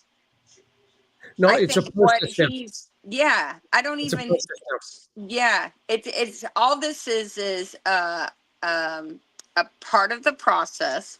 The guilt or innocence of his client is not his concern. His concern is making sure that the state convicts Stephen Avery and his client does his part to do that. I will say what I find interesting is that last sentence in the paragraph before the closing. If you accept responsibility for what you did and cooperate in Steve's case, at least one of the Hallbachs will ask Judge Fox to go relatively easy on you. That's How would Lynn know that? Turn of phrase. How would Lynn know that? Exactly. Yeah. Like, there's been background talking. Kratz. Oh, probably. Yep. Or there's I think there's been a discussion about how to get Stephen, like what they require from Brendan in order to make those statements publicly, right? Yes. So that the plea deal looks like it's still justice without going too easy on someone who they're trying to say participated in a gruesome crime. Absolutely. But you hear there are a lot of phone calls within the family. The sentence was still going to be huge, but it wasn't going to be life plus 72 years. It was going to be less than that, right? But here's the strategy. The strategy is this. Brendan, you need to testify against your uncle. Yep. If you testify against your uncles, then the Hallbachs will see you as a good guy. The Hallbachs will then, through the attorneys, negotiate a plea deal. So you don't spend the rest of your life in a prison cell. You might be there for 20, you might be 30, but you'll be released. You'll be a registered sex offender. your life is destroyed, but you accept the plea deal, testify against your uncle, everyone's happy. But, Susan, before you comment, look at the summary. At this stage, Kaczynski has spent 1 hour with Brendan. He spent 10 hours talking to the press. And those times are accurate. You know why? Because Kaczynski had a notebook with all the times. He had a running worksheet. And Dvorak asked him every entry, what he did, how much time he spent with Brendan. He had spent 1 hour with his client, 10 hours with the press. Lord knows how much time he spent with Kratz. And what happened when he spent that hour with Brendan? Yep. Brendan told him he didn't say any of it. He didn't do any of that. And he wanted a lie detector test. Correct. He was innocent. Now, that's 1 hour. 1 hour. 1 hour with his client. Now, this is a brilliant segue. You notice what Brendan wanted? Brendan wanted a lie detection test. Because I'm going to prove I'm innocent. I want a lie detection test. Correct? Yep. Brendan suggested it. Because in his mind, that's how he proves he's innocent. Correct. Because that's what he knows. That's his experience, right? Because he's 16 years old. And so that's what he knows about justice. I didn't do this. The lie detector test will prove it. And then I can go home. Even if these people don't want to listen to me, they're going to listen to what the machine says. Because the machine, you know what I mean? Because he had faith. So wait, this is a brilliant segue. Susan, do you have a comment? No. Go ahead. Okay. Remember, Kaczynski goes, oh, I know someone, O'Kelly, who could do a polygraph. Now remember, Kaczynski and O'Kelly are working for Brendan. Look what happens next. Kratz writes another letter to Kaczynski on April the 12th. Let's alternate the sentences. We'll spread it out. You want to go first? Look what Kratz says to Kaczynski. Okay, just going to start. Start up. Okay. Yeah. All right. April 12th, 2006. Lynn, I was informed today that plans may be underway to have your client, Brendan Dassey, subjected to a polygraph examination. Several questions come to mind. Susan? Then how was he informed by? I'd like to know. I'll tell you who. First and most importantly, disclosing that a person has taken a polygraph or disclosing the results of said polygraph is a crime. What then are your plans for the results?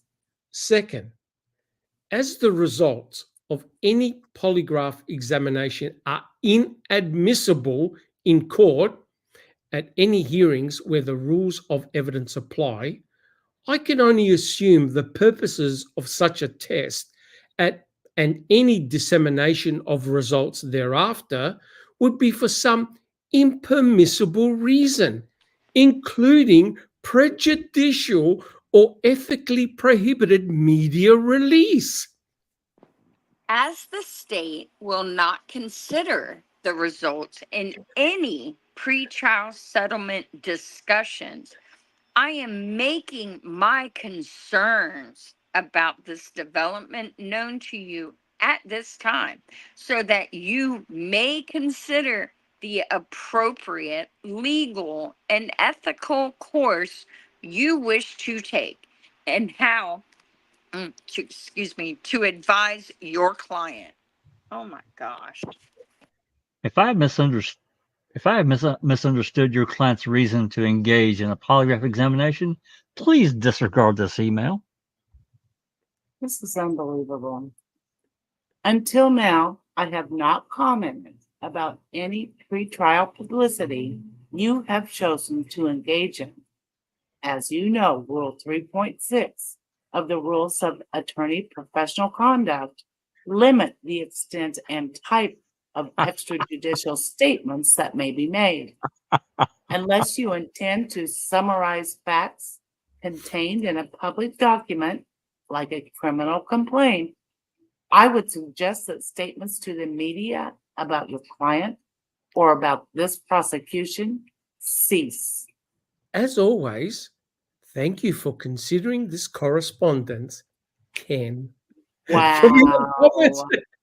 Oh my God. I'd forgotten about this. You know, he's got balls because Jesus. when was his press conference? March the March 2nd. 2nd. March Yeah. 2nd. Yeah. So his little, and he's going to Dig. put in here, do you see the little dig about Yeah. pre-trial and all that? And yet he tries to minimize his press conference. Correct. Correct. Jack 61. Wow. Well, yeah, because this is Wisconsin Supreme Court Rule 20.3.6 or Chapter 23.6. Let me rephrase that. We looked at this years ago, and I was completely blown away because, I mean, the press conference itself was bad doing it, and there's a reason prosecutors don't do it. We see this even today. It's dangerous to do it, and they know it's dangerous.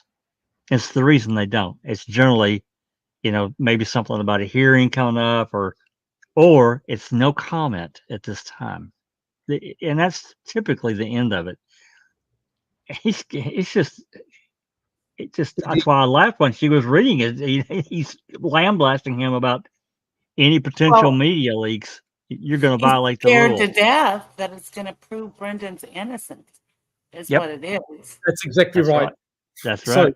So he is scared. He's going, holy shit. So say Brendan Dassey passes the polygraph test and Kaczynski calls up the press and says, my client has passed the polygraph test saying that he is innocent. Kratz does not want that information out in the wild. And in actual fact, if he said it, if you don't cease and desist, you're going to get into trouble, buddy. You're going to get into legal trouble. Yet, at the same time, Kratz unleashed almighty hell on March the 2nd, got severely chastised and criticized by thousands of people and also professional attorneys and judges, you name it. And yet he's now doing a veiled threat to Kaczynski, who's representing his client, to say, mate, you know that if you do any more press conferences, I'm going to ask you to cease.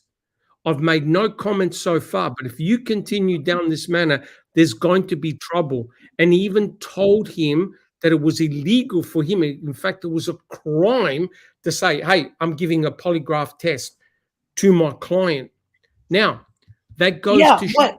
I mean, that can't be true, can it? It's not true. It's not true. And he even A polygraph is a tool.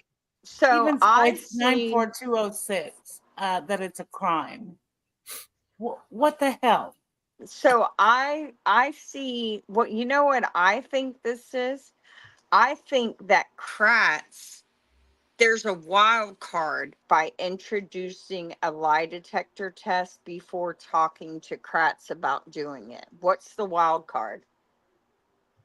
If Kratz and Kaczynski are working together, right? But Kaczynski got a taste of media fame and kind of needed to be reined in a little. Meal ticket is gone. Right. Meal ticket is gone. What is the concern Kratz would have if he knows Kaczynski is a puppet and is just going through the motions to get this case against Stephen? By introducing a lie detector test without first clearing it with Ken Kratz, there's the wild card of what? The person administering the lie detector test. Because if Kratz wasn't part of getting the lie detector test on record, then what you have is someone that they haven't anticipated having access to Brendan Correct. And Yep. if they don't know if he's going to play ball or not, they know this case is going to come undone. Correct. So, do y'all think O'Kelly told Kratz? I don't No. know. I'm not saying that. What I think is, Look at the I bottom don't of the page. think. Yeah, I don't think Kaczynski that. said who told him. Jail personnel. Yep. So in other words, when O'Kelly, they have to organise it with the prison. So O'Kelly or Kaczynski would have phoned up the prison where Brendan was up ahead and say, do we have permission to bring this equipment to your jail? We want to administer the following test. Whoever they spoke to rang up the DA and said, hey, guess what, mate? They're going to do a polygraph test on Brendan Dassey. So Kratz panics and writes him a letter with threatening undertones. Would you agree? Totally Absolutely. threatening. Oh yeah, he's complete threat. I can do the press conference if I want to, but you can't. Exactly. He's fucking beside himself. But this is not the end, guys. This is not the end, right? Because Kratz tries the same stunt on Fremgen later on. But to prove how scared Kaczynski is, look at the next slide, right? Kaczynski now writes a letter to Brendan on April the 14th. Shall we do the same thing and we'll share it? Yeah. So this is 2 days later. Yep. This is after the threatening letter from Kratz to Kaczynski. Now Kaczynski writes to Brendan. Who would like to go first? We'll share it. Dear Brendan, the polygraph examiner, Michael O'Kelly, will conduct his exam on Sunday morning, April 16th, 2006 at 8 a.m. The exam will last about 3 hours. It will start with a pre-test interview. During that interview, Michael will demonstrate to you how the graph works by using some test questions. These questions will show that when you lie, that the graphs react in a certain ways. He will then ask you some questions designed to determine which, if any, of the statements you gave to the police on November 2005, February 27th, 06, and March 1, 06 are true.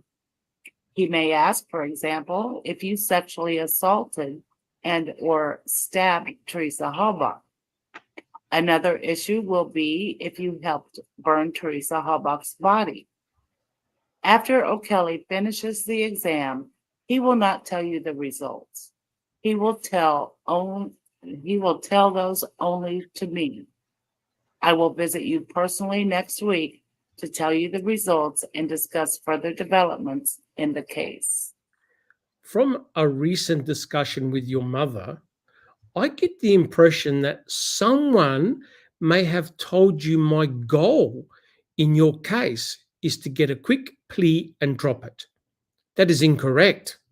My goal is to figure out the best course of action for you. That may be different than what your mother and Steve's relatives want. However, you should realize that you case will not be over until at least after Stephen's trial. Stephen's trial is scheduled for September, but probably will be delayed because he may appeal yesterday's ruling and he has declined a change of venue. Stephen has the legal right to be tried in Manitowoc County by Manitowoc County jurors, but he may not file that request in order to ensure that he gets the delay he wants. My primary focus at this point is on the motions. Hold on. Is on the motions to keep your statement out of evidence. At the hearing on May 4th, I expect to call your mother and someone from the Mishkot School District as witnesses. we may, or we can probably, I'm reading it on my phone. So we can probably avoid you needing to testify. More on that later, as the school psychologist was on vacation this week. However, I did send her and some of your teachers an email. Do we have that email? I haven't seen it. I haven't seen that. Alan Avery indicated that he would be willing to post property as part of the $250,000 bond in your case, if Judge Fox permits. I'll be working on getting the documentation for that in time for it to be heard on May 4th, 2006. Finally, I wish to let you know that it could cause major complications in your case if you tell anyone the results of the polygraph examination, regardless of what those are. I strongly urge you not to do so after I tell you what they are next week. I am not telling anyone except you, and neither should you. Sincerely, XOXO. So, who is wagging the dog? Kratz. Kratz. Yep. Kratz said to Kaczynski, mate, I heard that you're doing a polygraph examination of Brendan Dassey. I'll be very, very careful about doing that and the release of the results. Kaczynski then writes a letter to Brendan saying, we're not going to tell you the results. I'll tell you after, but my God, we better keep it as a secret between us. He's scared of Kratz. Would you agree? Oh, absolutely. He's scared to death of him. Yes. Yes. Okay. Now we're coming to the final part of the podcast. It gets worse, though, really. I'm not going to say anything but what fucking, pardon my language, Kaczynski did. Son of a bitch. Okay. Now, as part of the doing the polygraph test, Brendan Dassey had to do a pre-test. First, a pre-test. This pre-test was designed by Michael O'Kelly. Now, if we go, yeah, that's the right page. We're fast forwarding a bit, then we'll come back. Michael O'Kelly gives the pre-test, the whole pre-test, the blank pre-test that he prepared to Diedring and Fassbender. So they know what questions got asked, right, to Brendan on April the 16th. So what we're going to do, we're nearly finished the podcast. I want to keep it separate. That's why we're not going to go too far. I'm going to get everyone to read the questions that O'Kelly had prepared for Brendan, right? And then later on, we're going to see some of Brendan's actual responses. Now, please note, this is the first time that Brendan takes the polygraph, and there's only one polygraph, and the first time he does this pre-test. So if we go to the next page, Jack 61, what I've got a copy of all the questions that were given to Brendan. Now, so you come in, you believe that you are innocent. You're telling your attorney that you are innocent. You're given this self-interview form to fill in. So we'll read one person will read each question and we can discuss it. Jack 61, would you like to read the first question? Absolutely.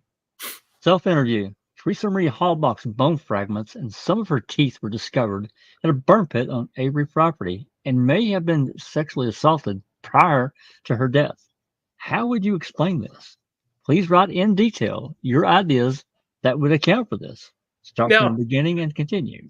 Now, you're filling this out. You're thinking to yourself, you're innocent, right? That's the very first question. How are you going to react, guys? And people, it's leading. It's automatically leading. Yes. How would you react, guys? How can I expect? How would I react as a 51-year-old woman?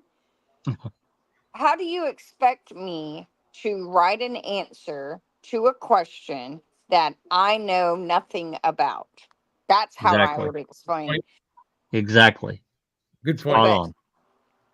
Yep, Susan. Yeah, you're there to prove your innocence, right? Correct. You correct. asked for this to God. I'm just shaking my head. I'm speechless. it's so sick. Like, this is how when they manipulate a immature, because he was a 15-year-old, 16-year-old kid. Lower IQ. Yeah. Okay. Not only is he immature, he is below.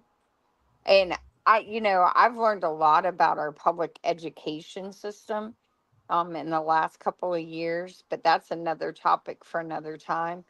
But this kid had little experience with anything that is adult matters, right?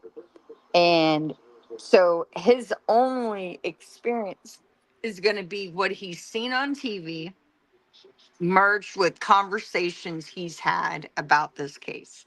Good That's point. it. Yes, And correct. so he's drawing from a very limited memory of Yes. facts and data to And all mishmashed. And all yeah, mishmashed. yeah, to even try and apply reasoning to try, like, he can how does someone who has no clue even navigate this series of questions when the people tasked and who he has he has been taught are there to help him are like Yeah. yeah, like he stayed twisted.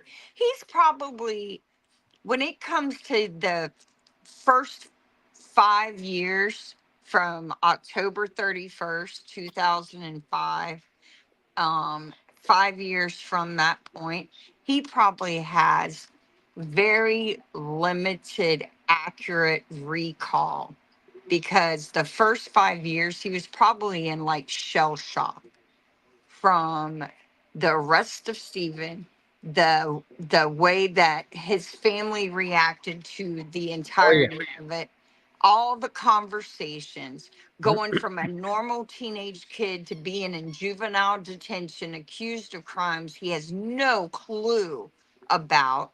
Yet he has these memories of confessing to it, and yet that whole, all of that is probably just jammed in there and then on warp speed and spun around, so even that recall is tainted.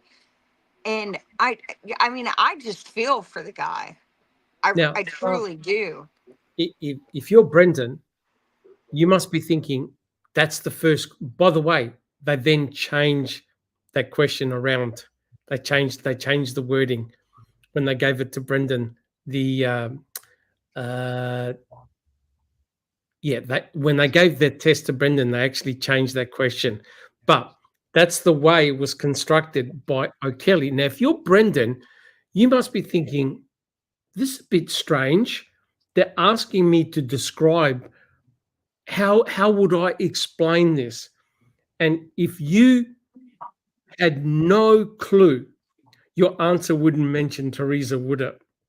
If you weren't involved with this, you've got no idea what occurred. Would you agree? Well, yeah, and it even goes, and the last thing he says is, please write in detail your ideas. My ideas? Well, what do you want my idea for? My imagination.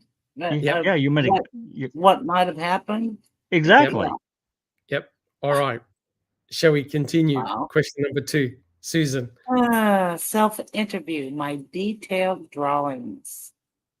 Please carefully remember what you said in your previous page or pages.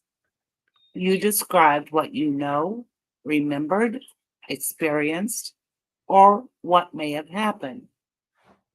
In your space below, please draw a picture of each detail of what you described.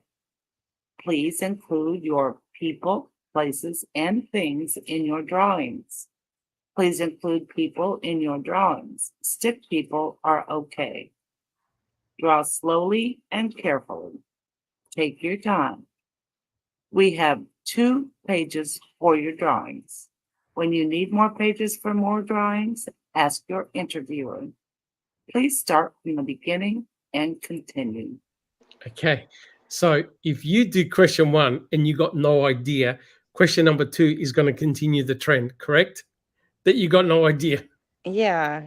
Well, Is this isn't that when Brendan actually ended up writing out the truth, what actually happened?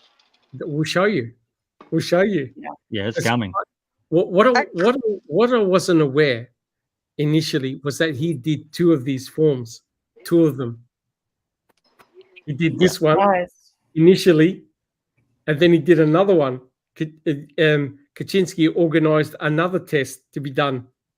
Right? It was all done deliberate on the day where the judge had to make a decision about the admissibility of Brendan's confession. It was all done strategic, right, Jack 61? Absolutely, it was. All done strategic, right? So if we have a look at question number 3, I'll read it. If we ask you to take charge of this investigation, please take a moment and describe each step that you would like to do in order to resolve this incident. Describe what you would do first, second, and then third. Determine what is important and what is not important. Please explain in detail. Start from the beginning and continue. I recommend that we investigate this matter by 1, 2, 3. And if you lift it up a little bit higher, check 61. Important in my investigation. And then finally, unimportant in my investigation. So you can see that here that they're changing the roles. They're saying, Brendan. What does this have to do with taking a polygraph test? He had That's not what they do. I was going to ask, did anybody ask if, or has anybody seen if this is even something that is done? No. Well, I know it's not. This is something that was organized by O'Kelly, right? So basically, if you're Brendan Dassey, you're doing this interview. Now, remember, don't worry, we're going to go over what Brendan's limitations are. The whole idea is to frazzle him. You get it? To make him nervous. Absolutely. And then he's got to do a lie detector test after doing the self-interview form for how long it takes. So the kid's nervous. He's saying, I filled out this form. I think I did the best I can. And then he's subjected to the lie detector test. Right? It also that's not the way it's done. Yeah, it also pulls the narrative of the crime, right? Yes. It reminds him of what it is he's supposed to be thinking about. Correct. It is a Tank. If you don't hush, I'm gonna get you. But anyway, I'm gonna mute because my dog. Okay. Well, that's 100% correct, because next time we do the next podcast, we'll actually go through the questions that Brendan got asked for the lie detector test, and it's all cleverly linked to this self-interview form. All right. I don't think Sunshine Christina can read.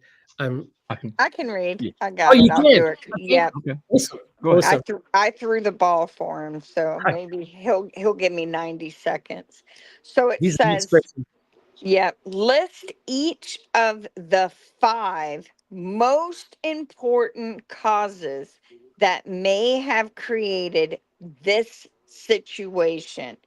You may continue on to your next page after you provide your 5 reasons below. Take your time. There are 5 reasons why this incident happened. Do not continue to your next page unless you have written your 5 reasons that you believe may have caused this incident to begin to occur. Please write all 5 of your reasons before, underlined before, you can continue to the next page. Start from the beginning and continue. They're trying to do it like Jesus. yeah, they're like trying to make it a test, like a school test. This That's exactly guy what he did. he created what he felt was a hypothetical test format so that Brendan would be hopeful. Their probably the goal was to get Brendan relaxed enough where he'll go back into test taking mode. Yeah. Well, and yeah, and they're forcing him to answer, yeah, basically. yeah, and just recall the answers from the lecture he received, because he had the Fox Hills interviews that we don't have access to, where the narrative was introduced. Then you have the same teachers Chris. Yep. that, yep, Liger and Factbender. They went over it again with him when they got the false confession, and now this is the 3rd time recalling the information back to the forefront. So he then writes it on paper. I mean, Yes, it's so slimy. it is. It is shocking. And you see, that explains what subsequently happens later, because all this information would have been fed back to Kratz. Kratz would have looked at it and said, this is all rubbish. That explains why he got Fassbender and Wiegert to do another interrogation on May 13th, right, Jack 61? He wanted a clean confession. That's right. That's exactly So why he did it. it was all set up. They were leading Brendan to the gallows, step by step, right? Step by step. And luckily, Brendan did not fall for it, because Yep. the whole thing ended up a shit show and got Kaczynski booted out, right? But let's continue with the questions. All right. Who's reading It's next? It's me. Okay. Describe in detail what you did during Sunday, October 30th, 2005, the day before Teresa Marie Halbach was at the Avery property taking photos of Barb Yonda's vehicle from the time that you got up until the time you went to sleep. Start from the beginning and continue.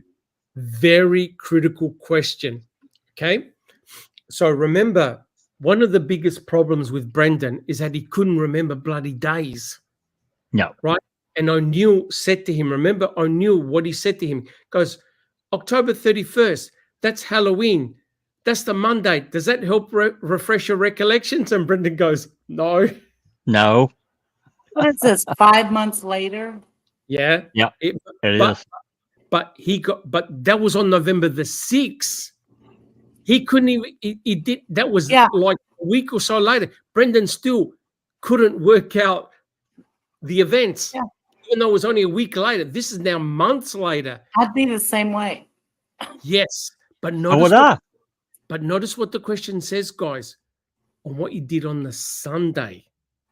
Where was Brendan on the Sunday? Well, they were in Crivets, but they came home and did work over at Stevens. He was there. We know that.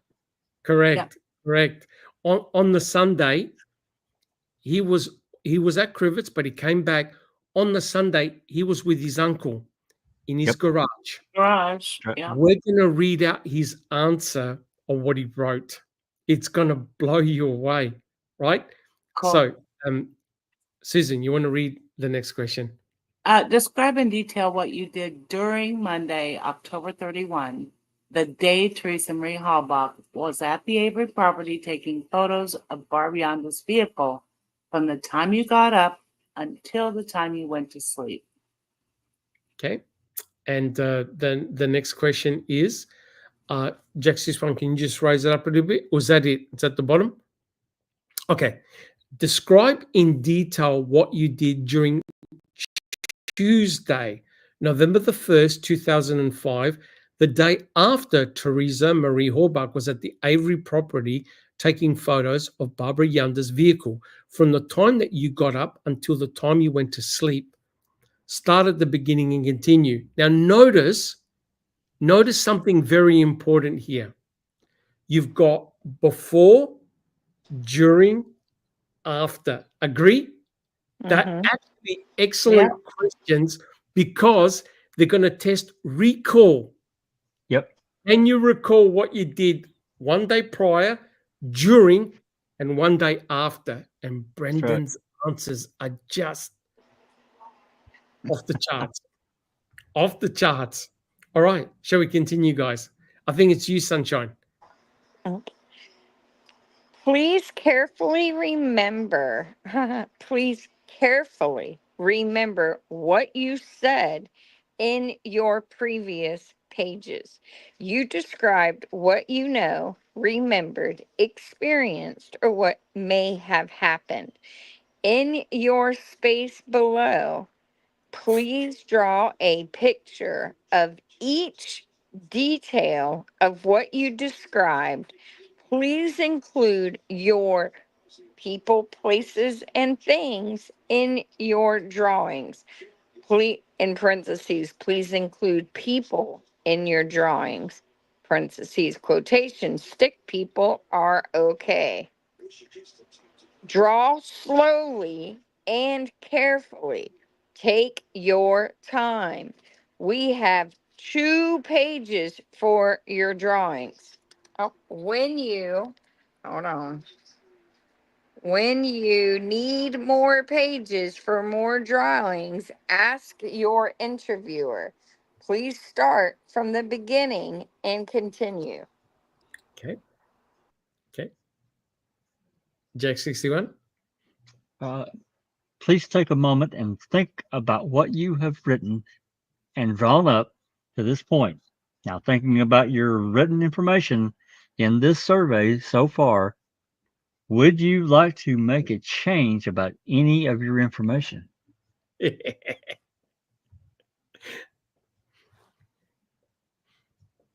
Have you held back any information regarding Monday, October 31, 2006? Yes or no? If yes, describe in detail. I made a mistake in the date. Yeah. Okay, now you can continue reading. Did you lie about anything that you know about Monday, October 31, 2006? Explain in detail.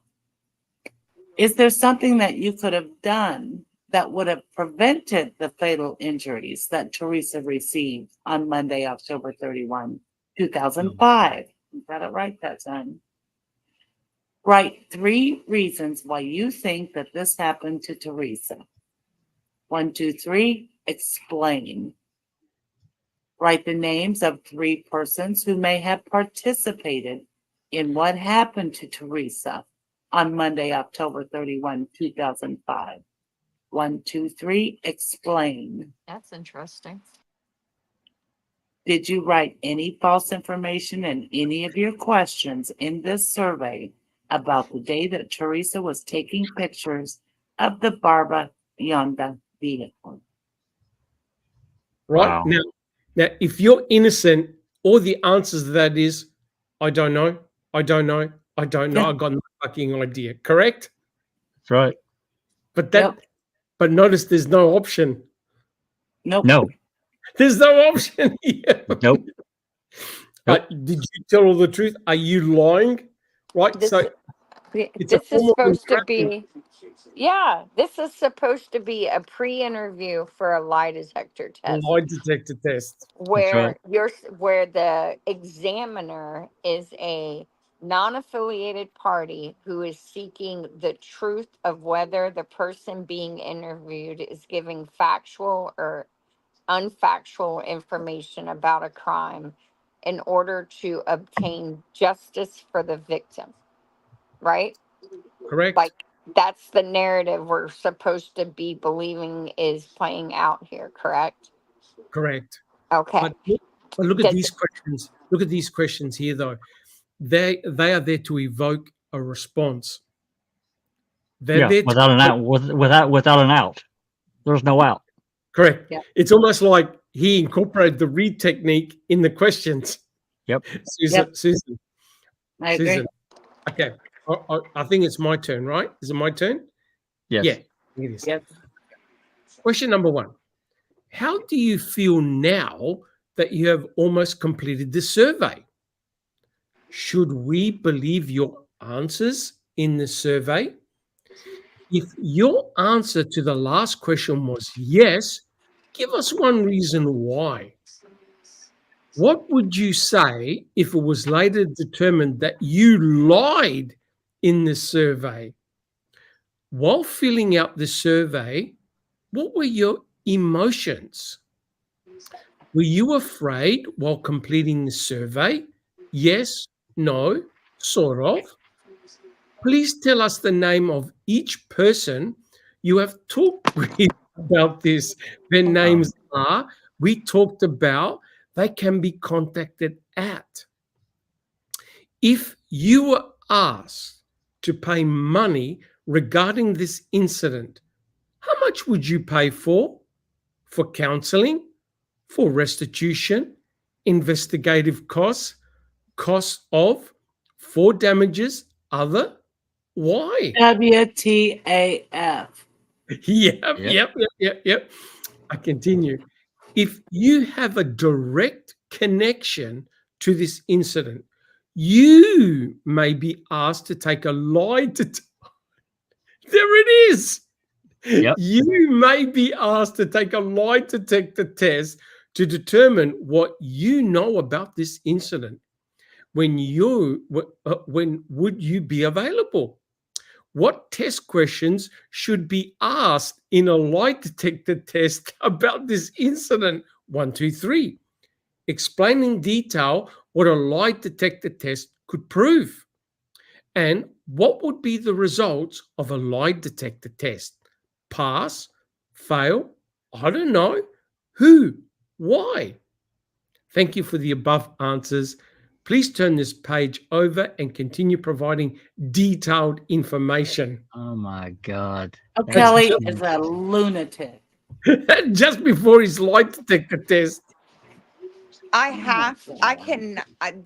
This is not like this is created for specifically for this case.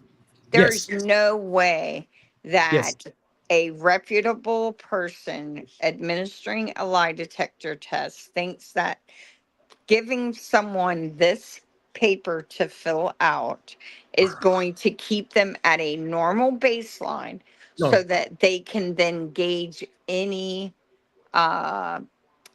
changes in their, blood pressure, heart rate, all of that, right? Because you're not even supposed to take people would take Valium and Xanax to try and beat a polygraph. Yep. So you want the person mellow, right? You don't want to in a heightened state. Right. You don't want them to be amped up. No. And so how do those who believe Brendan is guilty, how do you, and that's who I'm speaking to, how do you reconcile that Brendan is guilty and this prosecution was a actual search for truth with this? Like, what do you can't? Well, I'm just curious if there's someone who thinks that this is acceptable. Yeah, I understand. I know. I couldn't help myself, Sunshine. I'm sorry. You're okay because you're right. You can't. Like, there's no way that someone I'm trying to think of how would you argue that this is okay? You know what this tells me? You know what this tells me too, guys? O'Kelly's done this before. He didn't just sit down in a couple hours and hammer this out. There's no freaking way. No way. He adapted his self-interview form specifically for this case. So he adapted it. So he would have had the criminal complaint, spoken with Kaczynski. I don't know whether he spoke with Kratz, and devised this self-interview form prior to conducting the polygraph test. Yeah. And the polygraph, his company's name was Bargain Basement Polygraph, something like that. correct. Yeah. And I'm with you. I'm with you, Jax. You don't do this unless you know it works. Absolutely. You know what I mean? Yeah. So they knew that by doing this to Brendan prior to giving him a polygraph, it was going to give them a better, they were going to have better odds at, better odds at having at least a polygraph, if reviewed, they could say was inconclusive. But what did Kratz warn Kaczynski? You dare release the results and you're in big trouble, mate. Mm-hmm. Yep. So they had to make sure that the polygraph, if on appeal, was non-informative, would not be used as basis to possibly grant Brendan a new trial. And also sorry, Jaxie's one. No, I was just going to say that there's no way Kratz wanted this floating out in the ether and the John Q public. No way. Because it could potentially turn the tide of sympathy. That's right. Oh, he did a polygraph test. The kid's innocent. Oh my God, those evil bastards! They coerced him. Yep, he said he wanted a polygraph. That he was coerced. Correct. No way. But can you see the irony? They are coercing him prior to him taking the polygraph test. That's right. Right? Horrible. They're getting all nervous and all confused before he takes the polygraph test. Let's continue. I just want to say, and he still passed it. Well, they had this big argument during the 2010 post-conviction hearings, right? Yeah. Kaczynski goes, the results were inconclusive. When they asked O'Kelly, goes, oh, he failed. He failed. Do you get the difference? Kaczynski goes, no, they were inconclusive. Yep. And the way they looked at the results was complete voodoo. It was black magic. Oh, we got a computer screen. It gives a screenshot and it gives an indication where it says pass, fail, inconclusive. What? You just by looking at a computer screen. Oh, yeah, it just gives us a score. I think there was a special term, I forgot the name. I've got to go back. But it's voodoo, right? So in other words, you can almost come with any conclusion you want. You can skew the results any way you want, right? So it's complete rubbish. But the whole idea, guys, the whole idea was to break Brendan down, to break him down to the point where he's crying, confessing, I'm sorry, I never meant to do. The kid didn't batter an eyelid. With all, look, I bet you everyone on this panel in chat are sweating just reading these questions. It didn't batter an eyelid for Brendan. Not one. Yep. And then you see what Kaczynski and O'Kelly had to do. Right? Okay, let's continue. All right. Please write a letter below and write a full explanation why your name should be removed from or kept on the list of suspects. Start from the beginning and continue. Yeah, he's serious. Yeah. Dear, please, and the one option is keep my name on the list of suspects. Second option, take my name off the list of suspects. God. Because. Oh my God. Please write a letter below and write a full explanation why your name should be removed from or kept on the list of untruthful persons about this death investigation who is still keeping secret some information. Oh my God. Dear Yep. so-and-so and so-and-so, keep my name on the list of untruthful persons or take my name off the list of untruthful persons. Because Oh my now God. you notice what the way the question, it's like a roller coaster going down. It was done deliberately. We'll give you one more chance, Brendan. We'll give you one more final chance, Brendan. And look at the question they hit him with next. I'll read it. Wow. Since nobody tells everybody everything that they know, how much have you told us in this survey about the situation so far? And it gives a scale from 0 to 100%, right? Please indicate on the above scale the position and percent amount of information you have told us so far. Percent information. Now, Wow. you notice they're not going to let Brendan escape. Even the question, this question is saying, come on, mate. Nobody tells all the truth. How much are you hiding? 10%, 20%, 50%? So notice, no matter how you answer it, it's either 0, 50, or 100%, correct? If you're telling the truth, it's 100%.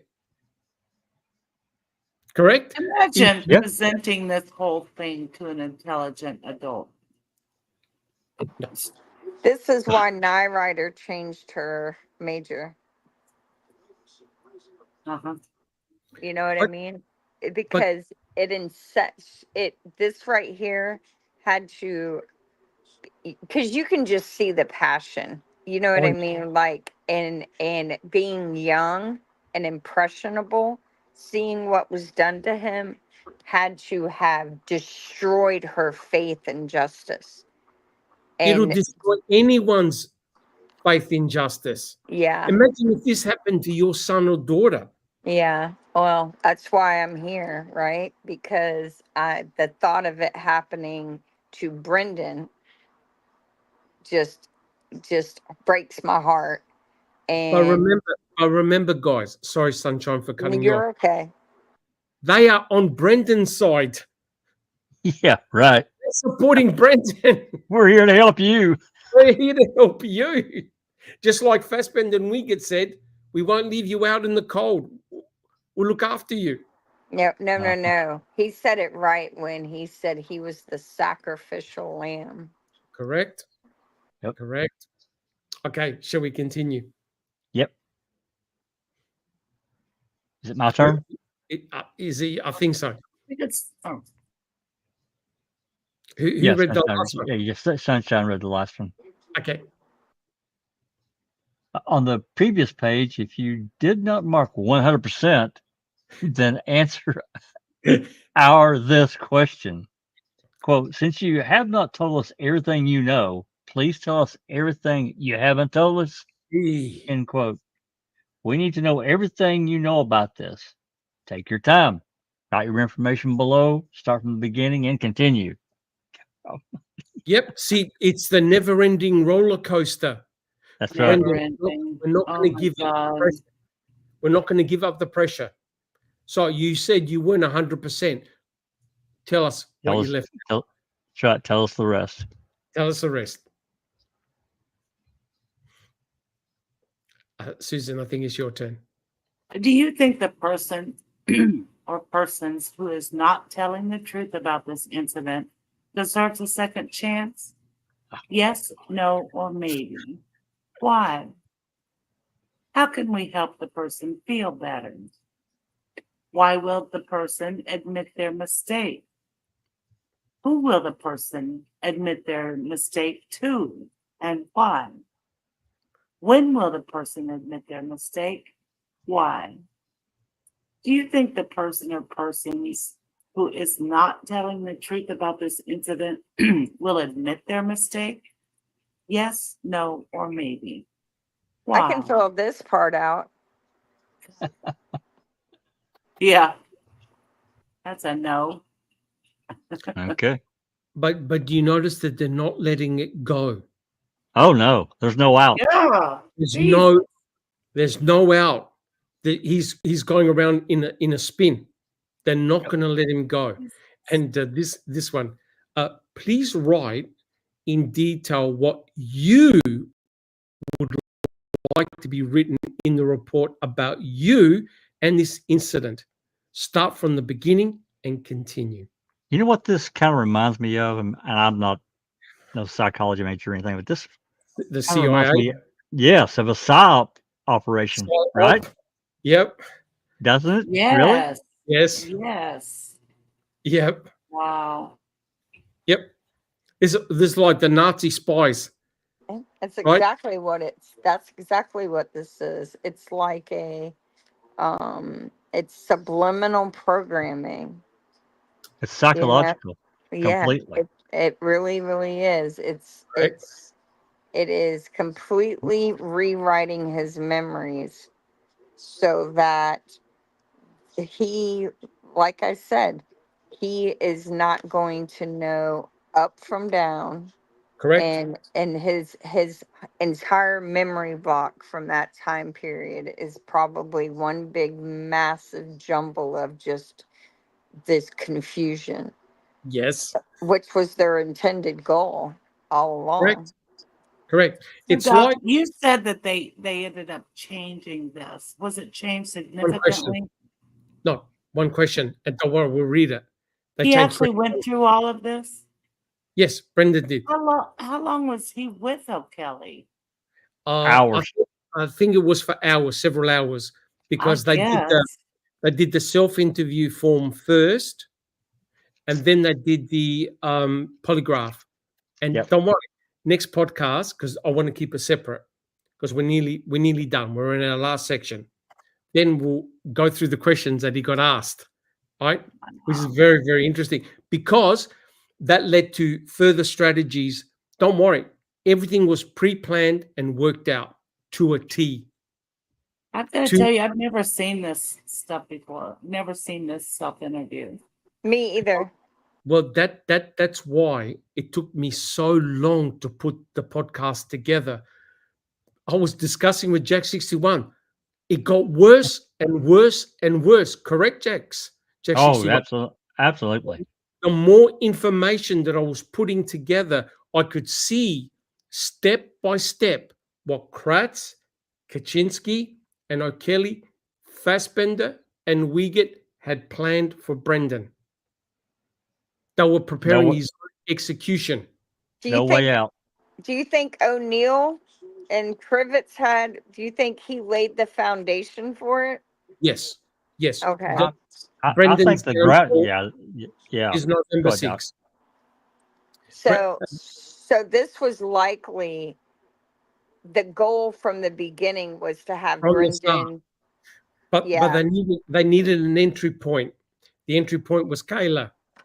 And Lord knows what Candy and Earl were telling the investigators. And Kayla, what they were saying to her. I can only imagine. Correct. 100% correct. They knew that Brendan was moldable from November the 6th, the way he changed his narrative twice. So they knew. And O'Neill, during the trial, said, I believe that Brendan was holding things back. No, he wasn't. The kid had no idea. He was confused. And these questions here are designed to entrap. There's no way out. There's no way out. No way out. Okay, who's got the last one? It's Sunshine. Sunshine. Okay. What else about this investigation we haven't asked you yet? And when we do ask you, what will you tell us? Start Again. from the beginning and continue. No way out. So, in essence, guys, when you break it down, they gave him like 29 chances to tell his story, correct? Yep. The other questions were all leading. So, okay, what you told us in that, what do you want to tell us now? Are you sure you've told us everything? What have you left out? Why have you left it out? So it's You know to what? solicit a confession. This is actually much worse than I remember because I didn't put too much together with it the first time I went through this. They're making this a declaration. This is a legal document. Oh yeah, yeah, But and wait, hats off to you, Dr. Silkman, because this is well put together and displayed. This is like it's very easy to follow to see thank you. how they did it. Thank you. But trust me, it gets worse, because the most priceless gold are the 2010 post-conviction hearings. And Jack 61 will back me up on this, because we now got the background. We now know what went down.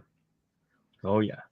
And what is shocking is that Kaczynski and O'Kelly admit, this was only for internal use. It wasn't meant it wasn't meant to get out.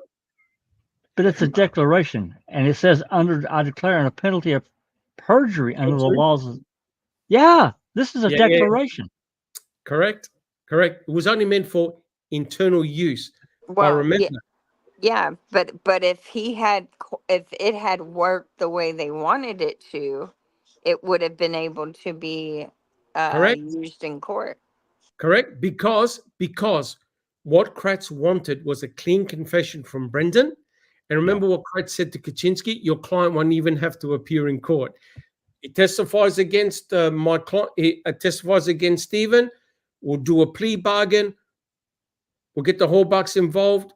Instead of 100 years in prison, we'll give him 25, extended supervision, registered sex offender, life effectively destroyed. Thank you. We're all happy, except Brendan didn't play ball. But if we have a look at the next slide, there's two more slides, then we'll read some of Brendan's answers.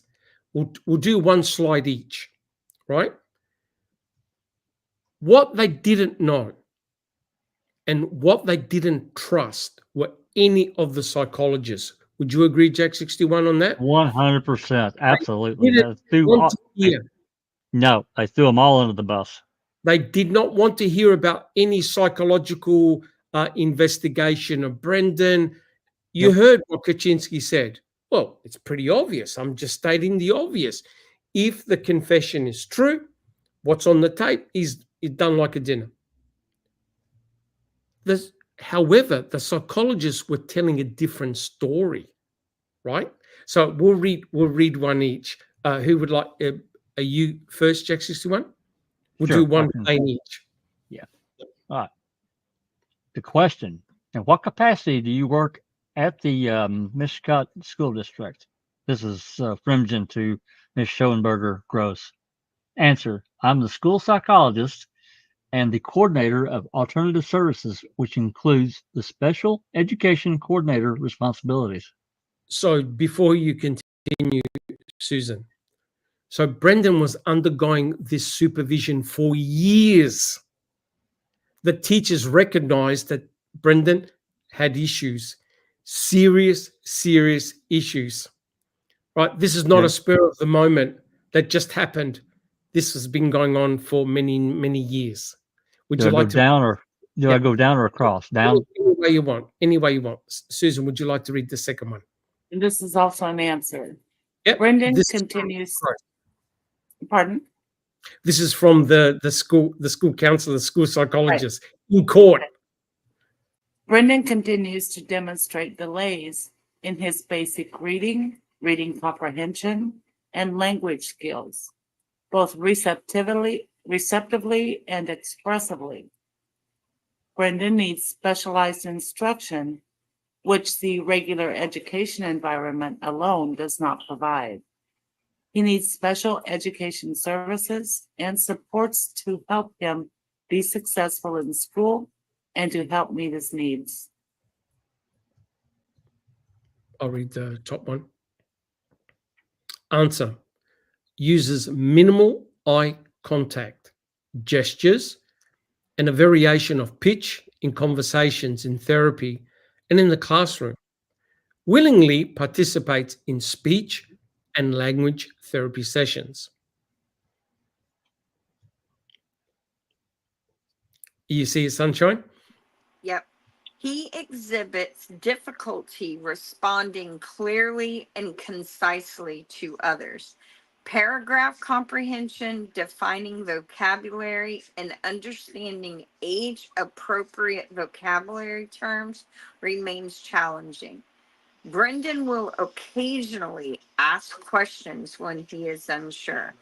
However, eye contact and participation during discussions with adults and peers is limited. Brendan's memory specifically is affecting all areas of language. There you go. Is Brendan Boom. in trouble? Is Brendan in trouble? Intellectually. Oh, absolutely. And O'Kelly gave him that self-interview form. He clearly struggles. Actually, Unreal. I'm gonna say something right now. Brendan's memory difficulties are actually a blessing because they couldn't get their lies to stick. Do you understand? He was never able to recall the narrative of the crime that they wanted him to, even after all their attempts to get him to commit it to memory. It was never. It was always jumbled. Yep, even correct. when he tried to do it to get out of there. He did it wrong. And- He did it wrong. Yeah.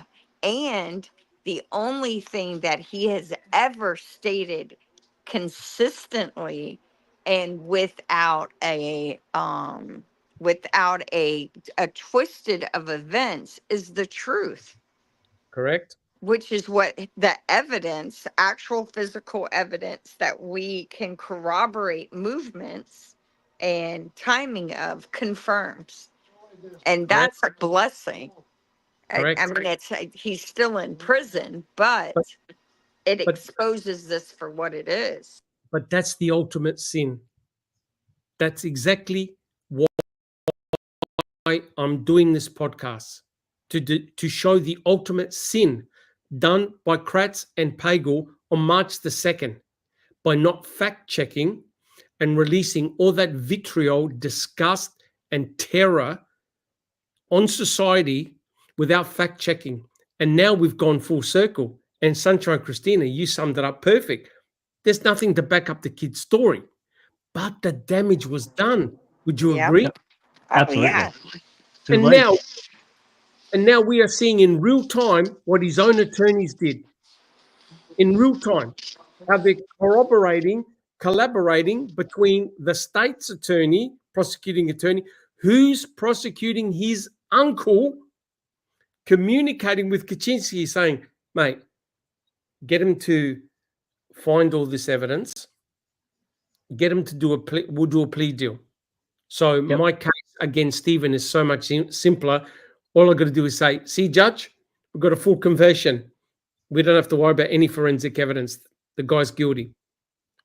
Give Stephen life in prison, throw away the key. We'll put Brendan in prison for what? 20, 30 years? Then he can be released. Right? So that's what I meant by the ultimate sin. And now, how can you retract what Kratz did and Pagel did? The answer is you can't. Nope. You can't. And when Brendan's own attorneys at that time, at that critical time, are doing the same thing against their own client, this is America, guys, not a third world country. This is America. Yep. Land of the free. And they're trying to put him in prison. Susan. It makes me sick. Literally sick to my stomach. Yeah. So that's why I have a lot of passion, and everyone here has got a lot of passion to show, guys, this is what happened, right? But we got one more slide, and then we could read Brendan's answers, right? So Whose turn is it next? This I think sums it's it up. Yes, Christina, I think. Christina, I Or think am I read. wrong? It's Yeah, I think I it's would. mine. yeah. Yeah, I think Again, it's mine. set in court. We're just going to do a paragraph each, or you may read the whole page. Oh, we could do a paragraph each if you like. Yeah. Yeah. Overall, Brendan demonstrates significantly delayed receptive and expressive language skills, memory, short-term memory, immediate memory, and working memory, vocabulary, sentence comprehension, pragmatics, and areas of abstract languages. For example, idioms. Susan? Brendan's language standard scores range from 58 to 83, with an overall language score of 66. Brendan's strengths are in his willingness to participate in speech therapy, knowledge of familiar sequences, and his articulation skills. This information will be shared with the IEP team. Brendan is expressionless, no facial expression, seemingly blank stare, possibly indicating daydreaming. Now, having gone through all of that, how do you think Brendan's going to react with doing a self-test and a polygraph? Pretty blank. Yep. Now, remember, O'Kelly and Kaczynski think that Brendan is guilty.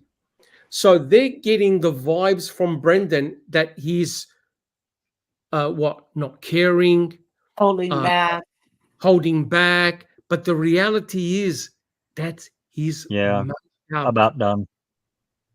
Look, you're way too kind. O'Kelly and Kaczynski know Brendan is innocent. They're probably that's my opinion, but they know he's innocent. They just don't care. You do not come to an interview, to an honest interview, to give a client a polygraph test armed with this, thinking you're going to get to the truth. You just don't. But Sunshine, you said it. You said it. They designed it to get and to extract guilt. That's right, because they needed him to look guilty to sell the story. Yes, so they could hand it over to Kratz and say, "You're correct, mate. You got it right."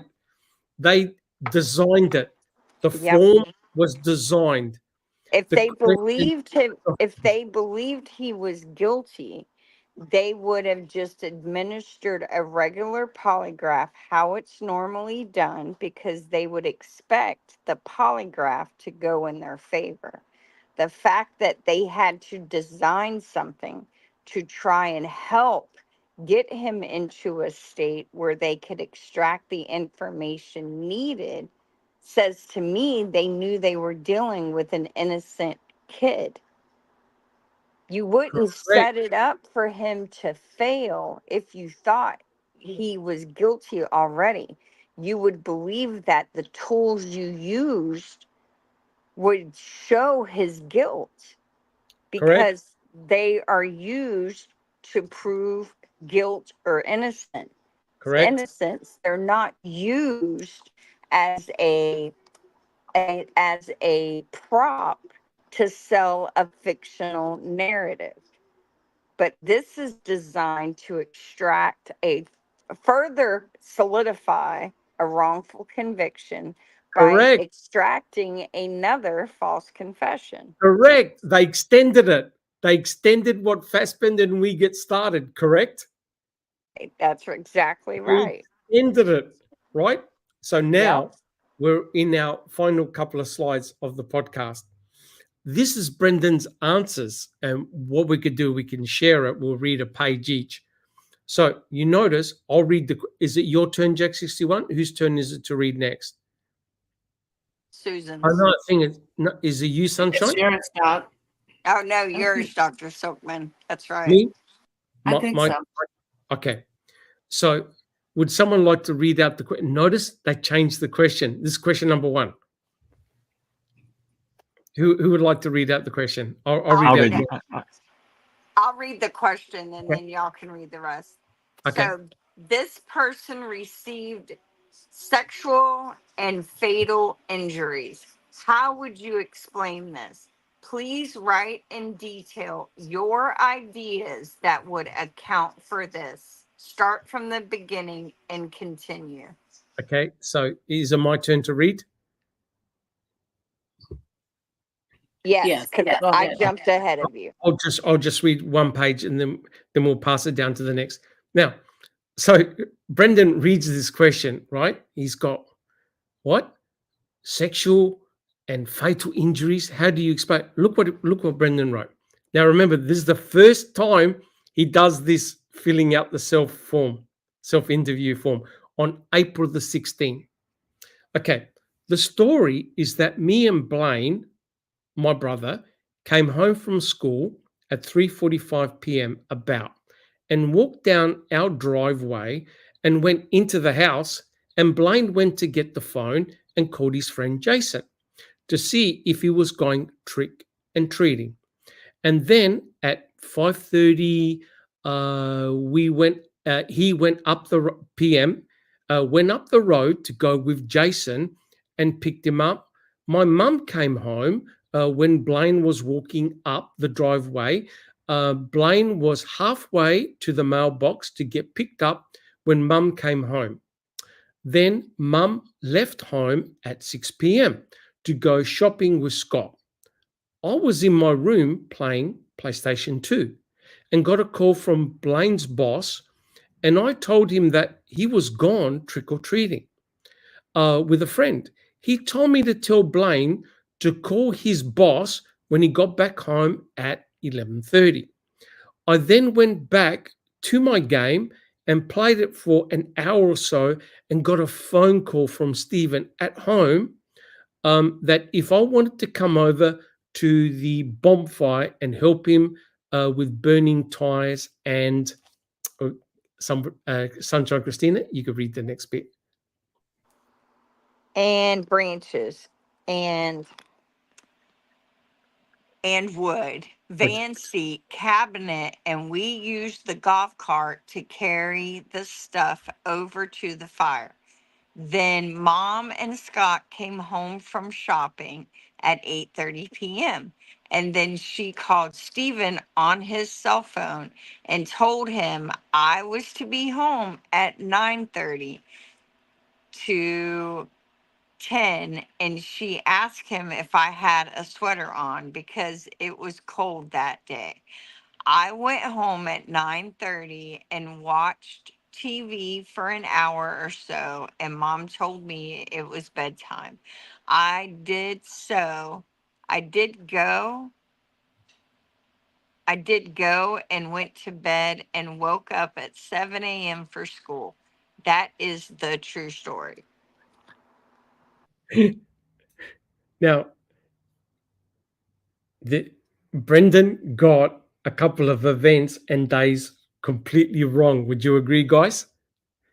He got events wrong and demonstratively wrong about, calling the his mum calling Steve for the sweater.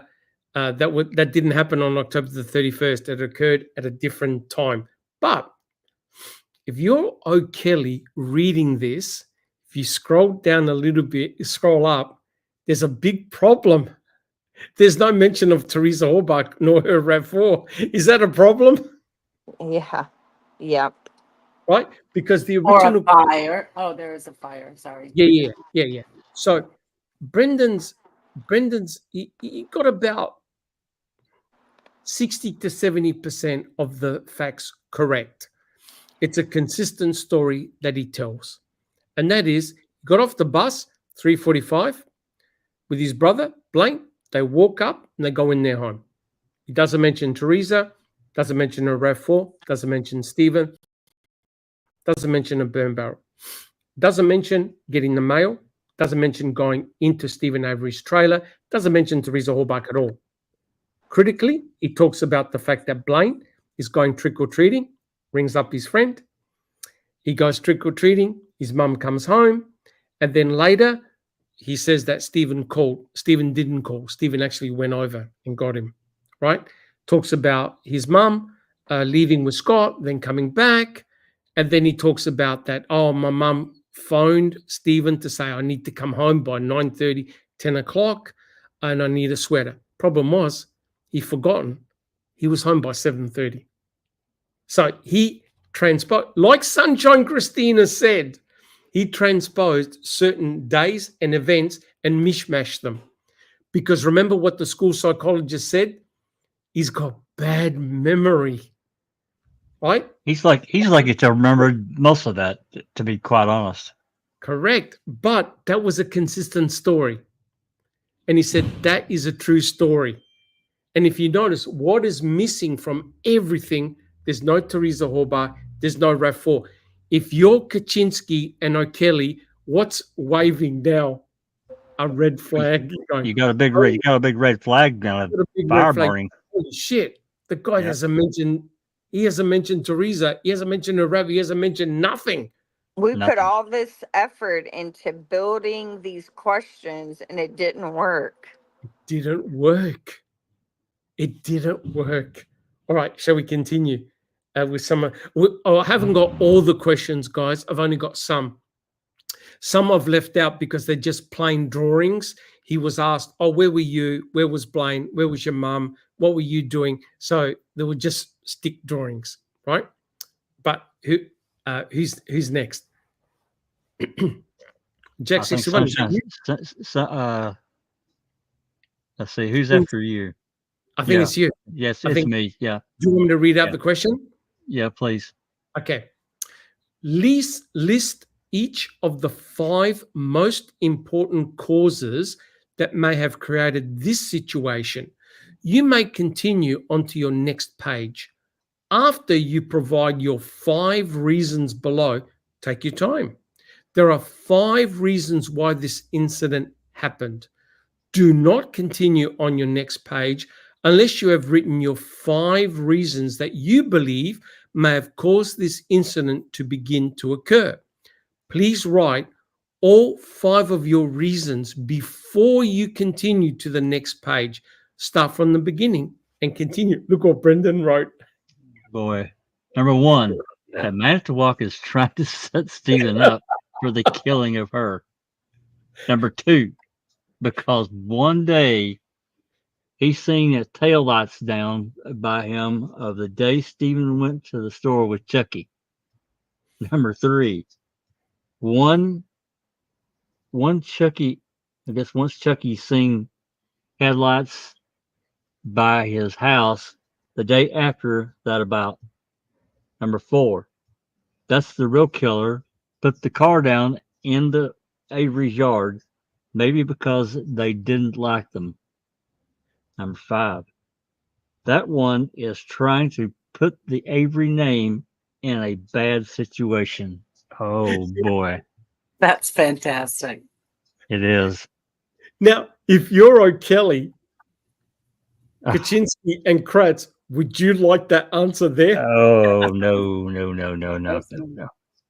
That's not what they're looking for, Brendan. That's not what they're looking for. Oh, my God. He told him straight. And you know what's incredible? He told O'Neill the same thing. He told O'Neill that they're sending my uncle. Yep. And he wrote it again months later. That's right. But that's the only thing that made sense to him. Correct. That's what his family's talking about. That's what Stephen is saying. I mean, it's understandable. And it's what he's witnessed himself, because this is what they're doing to him, right? Correct. And so yeah, and he knows him well. He wasn't involved. No, and they're the cops. They're the ones that are supposed to be investigating the crime and finding the truth. But yet what they're doing instead is trying to get him to lie and say that his uncle and him did it. And he knows they didn't. Correct. But look at this question here. This question tells you the state of his mind and how he confuses days, times, and events. And he wrote it down. Now, Whose turn is it to read? It's going to be Susan's turn to read. I can read Does the someone question, wanna or read you the can. question? No, go for it, Jack 61. But look what the question asks. Okay, here we go. And this is for Sunday, October 30th, 2005. Describe in detail what you did during the day before this person was sexually touched, and then suffered fatal injuries from the time that you got up until the time you went to sleep. Start from the beginning and continue. Horrible question. It is. I got up and got ready for school. And after school, I and Blaine got off the bus at 3:45 and headed down to our parents' house.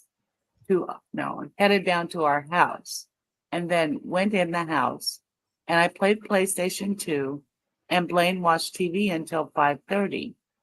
Then Mom came home and made supper and watched TV and then went to bed.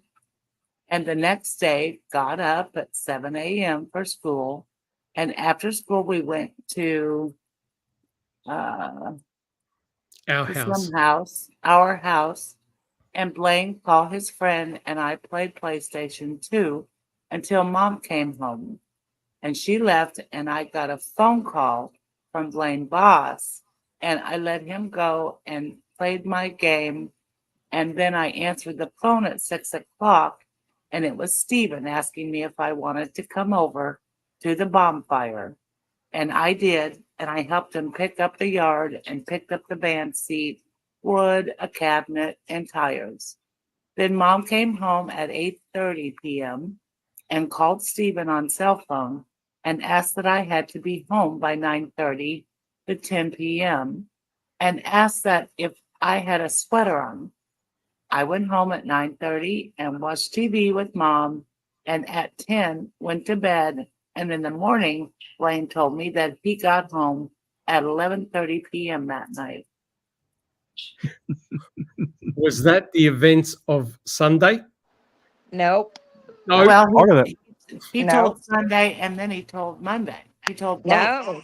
No. He never said because- anything what he did on Sunday. No, Yes, because he he did. started it off with going to school. Yep. Yeah, so he didn't even recognize he Oh. was supposed to be describing the Sunday. day before. Yeah. Right. And Yeah. what He thought that was the day before. Yeah, he wrote about Monday. He wrote about October the 31st.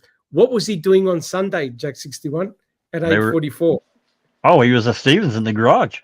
Yep. And he wrote about his events on October the 31st. He could not work out that the question was asking him about the Sunday. Right. So he regurgitated Well, what he did He with was his thinking it was a school day because he correct. doesn't say anything about helping Stephen. It's just I went to school, I got home, I played Mhm. PlayStation, Mom made dinner, and I went to bed. That's right. And then the next day he got up and tells the whole story of the He 31st. completely hosed it up right there. Completely. I Correct. don't even think he recognized that the day before Teresa's disappearance wasn't a school day. Correct. So Oh, he just Exactly. figured, yeah. Exactly. Correct. And this is 5 months later. He Yes. just Mhm. wrote Right. down what he normally does, basically. Yeah. Now, Remember, if they had said, Typical day. yeah, if they had said, what did you do the day before Teresa disappeared on Monday? Then he would have had a clue that the day before Or would what have did you do been a Sunday? Sunday. That's that's right. exactly right. Yep. Yeah. They never asked him that. They never Yeah. asked him what to do on Sunday, October the 30th. They said the day before Teresa was sexually touched or whatever. And I'm there. What Yep. a weird question. And he completely avoided talking about Teresa, Raffle, nothing. Just a No. normal day for him. Right. Well, because he didn't sexually assault her, No. it doesn't stick in his brain that the day before that occurred wasn't a school day. Because you know what I mean? There's not a real memory No. for him to have a focal point. There's no Like, anchor point. There's no that's anchor right. point. An anchor point. That's a good word for It's it. not an anchor point. So the next question is it my turn to read? Yes. Yes. Yeah. I Would just read. someone like to read out the question? Sunshine, you can read out the sun. Oh, okay, Susan. Okay. Go ahead, Sunshine. I'll read the question and someone else can read the answer. Yeah. Oh, hold on. Dadgummit. That thing drives me crazy. Describe in detail what you did during the day this person was sexually touched and then suffered her fatal injuries from the time that you got up until the time you went to sleep. Start from the beginning and continue.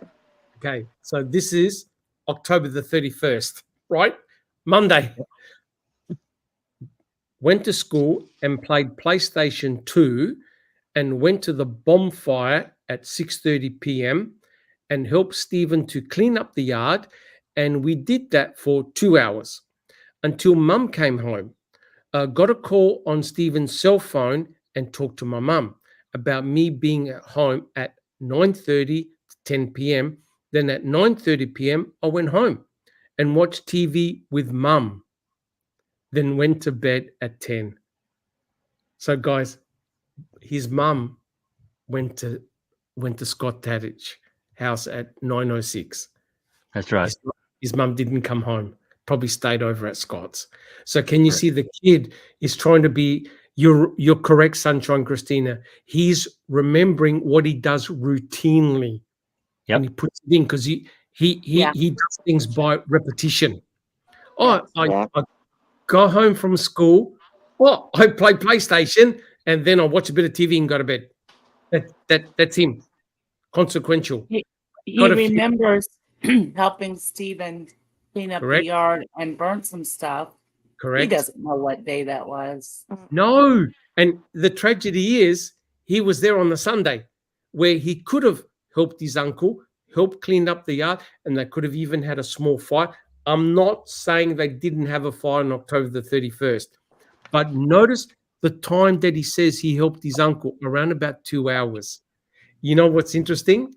I can't account for Brendan where he is after the Cornelia call, which is after 6, around 6, to the time that his mum gets home at about 7:30, 7:45, which is a time span of about an hour, hour and a half, under 2 hours, which is interesting because that's what Brendan said. I helped my uncle for about 2 hours.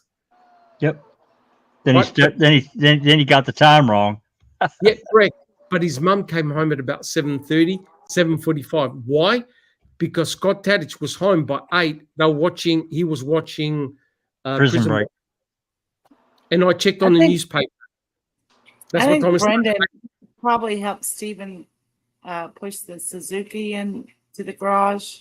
Yes. And then clean up the oil off the floor. Yes. And then, stuff like that. I don't know if they had a fire that night, but yeah. He was definitely there. Correct. I think that Suzuki's had been there for a while, personally. Yes, it was the father's, and Stephen was repairing it to give it to his dad to bring to Chris. And the only reason I think had been there for a while is all that stuff that was on it had huge amount of stuff. Yeah, and that's not like those items get collected there over time. And I only say that because my dad has a garage that looks like Stephen's, and it takes time for it to have random stuff placed on it. Because don't we kind of know when he brought that back from Crivets? Jack? Well, I know that he was at Crivets on October the 30th. And I think he told Cody that he put the snowmobile back. Yeah, I think. But I thought we had info of when he brought that Suzuki back. Maybe not. And I can't remember what it is. I I don't can't know if remember. Barb is still in the chat. Maybe she knows when that was placed in there. That would be a good question to ask her. But I don't can't think she's remember. still here. yeah, Okay. the controversy was that Stephen took the Suzuki out on Put the the RAV evening in. of Monday and brought in the RAV4 to make Yeah. room. This is Yeah, complete bull, it right? is. Yeah. Yeah. Okay. Like, Shall we continue, guys? We've got a few more slides. Yeah.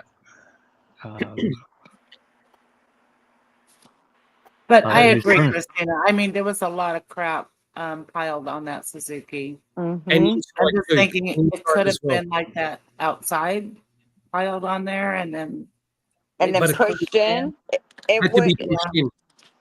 Had It to be well. I pushed in. mean, it. So when we get done, I think I got a picture of my dad's Cadillac in his garage, and I'll if I have one, I'll send it to you, and I can tell you that all of that stuff has accumulated on it, and like it took a few months to do so. Now, yeah, because you don't start out with the intention of having it where you're not able to maneuver it around, right? Because you're supposed to, this is how men place the vehicle in a garage to fix it. But then Correct. other stuff comes up. And so then And walking the by, layout. you throw something on there, and then you throw something else. But you don't start out piling stuff on it, because you've got to be able to get to it to work on open it. the hood, and yeah, Yep. Correct. Yep. And so, but things come up Yeah. and blah blah blah. So that's what I'm thinking. Yes. But what I find interesting is, and I'm sure we've done it, it's just escaping my memory now, is he keeps remembering his mom calling about the sweater and the bonfire. And Correct. Wisconsin is cold compared to Florida.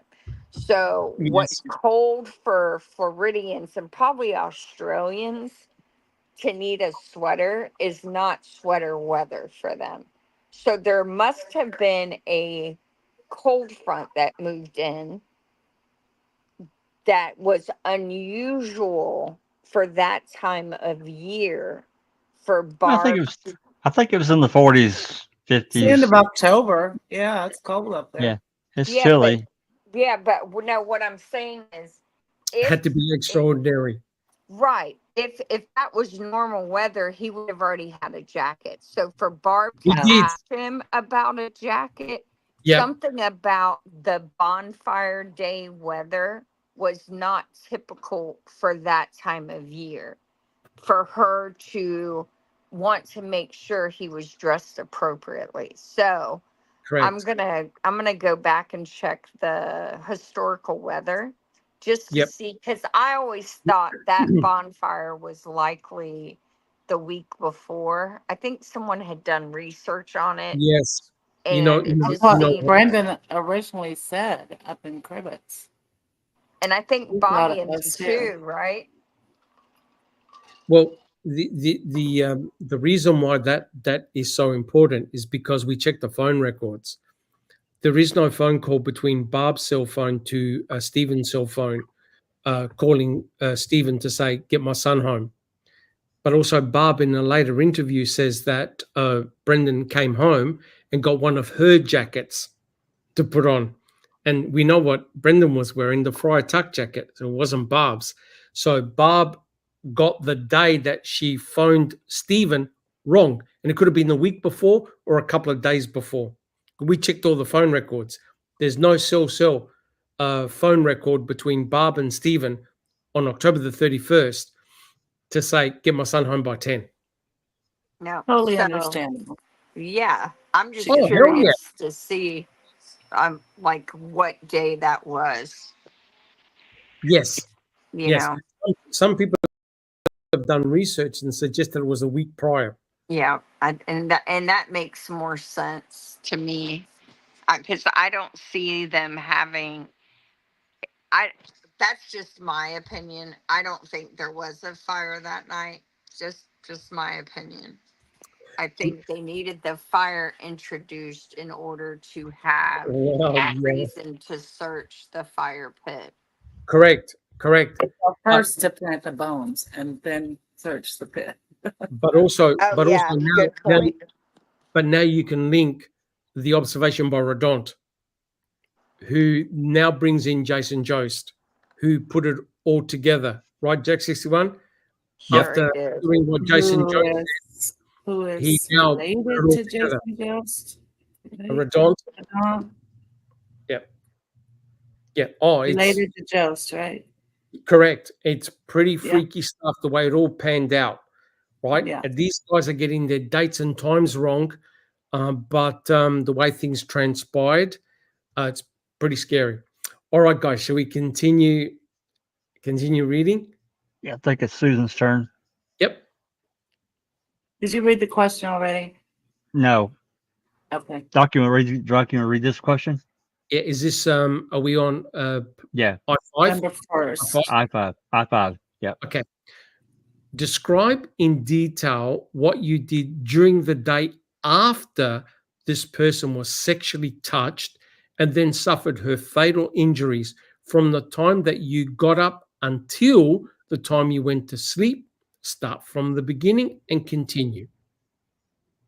I got up and watched TV and called my best friend to see what he was doing today, and he was busy helping his dad and mom. I watched TV for a few hours and then played PlayStation 2 in my room and played it for a few hours. Then ate supper and then went to sleep because I was tired. Is that It's a typical day. Yeah, is that indicative of a guilty conscience? On the Not first, really. No. I think so. He did what Sunshine Christina postulated. He remembered routine.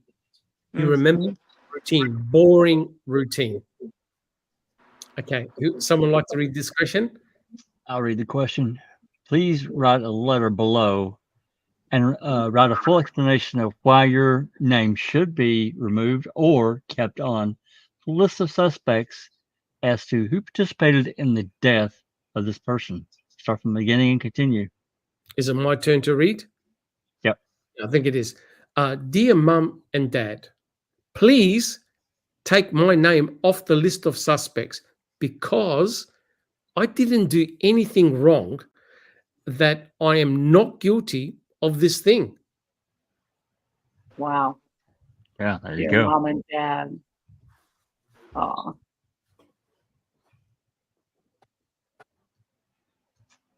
You can't get any Please more. write a letter below.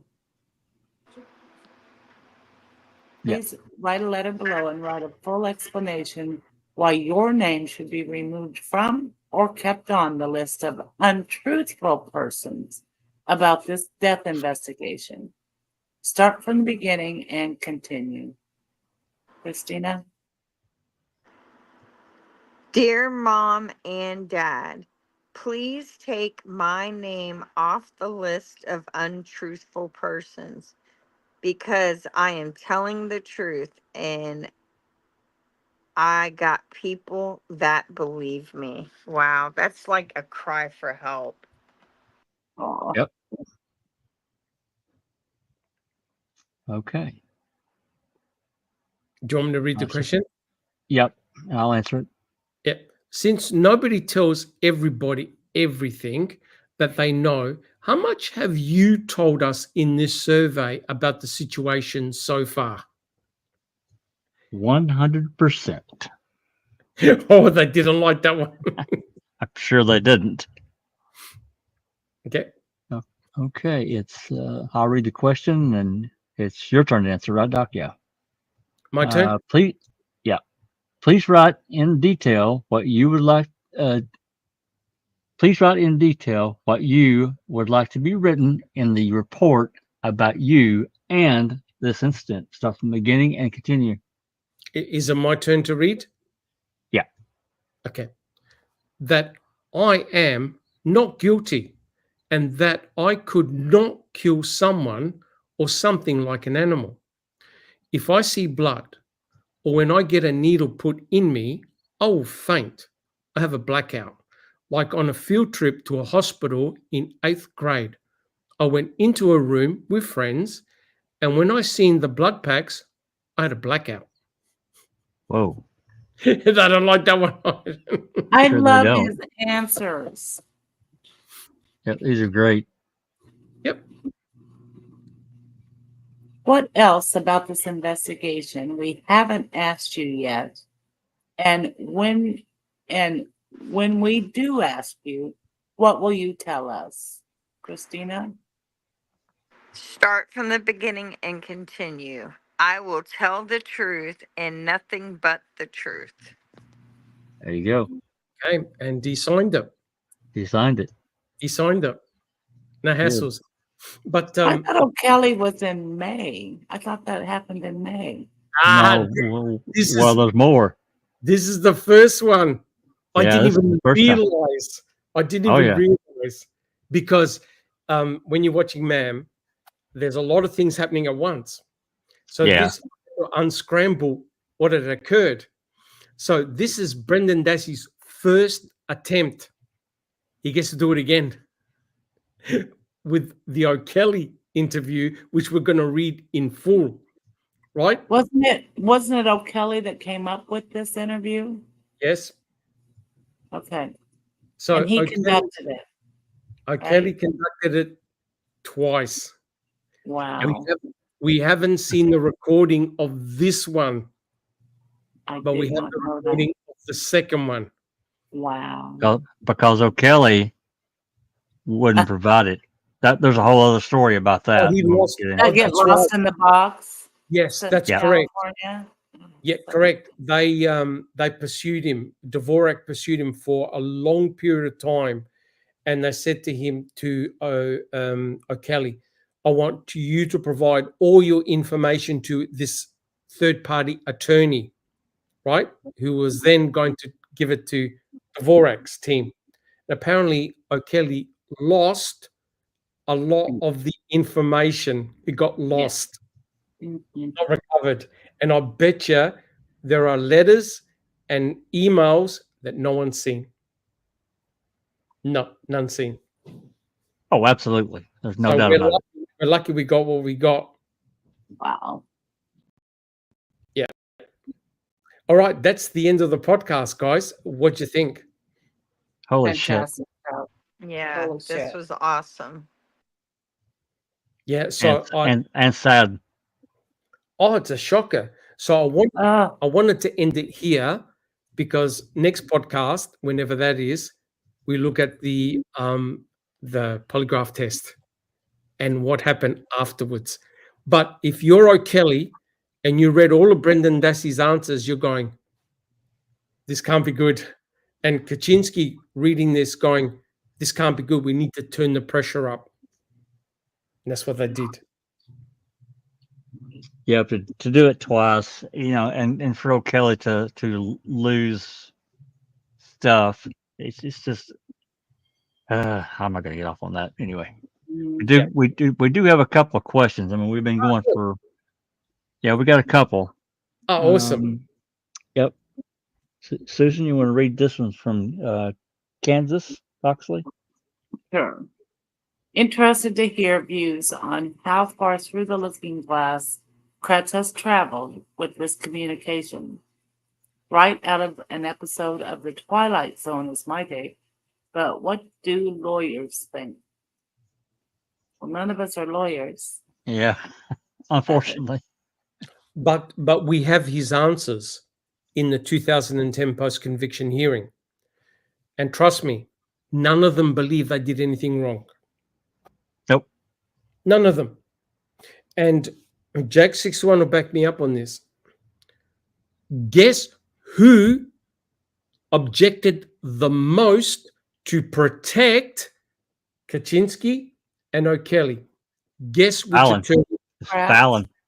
Fallon objected the most on questions asked to O'Kelly and Kaczynski as irrelevant, waste of time, leading.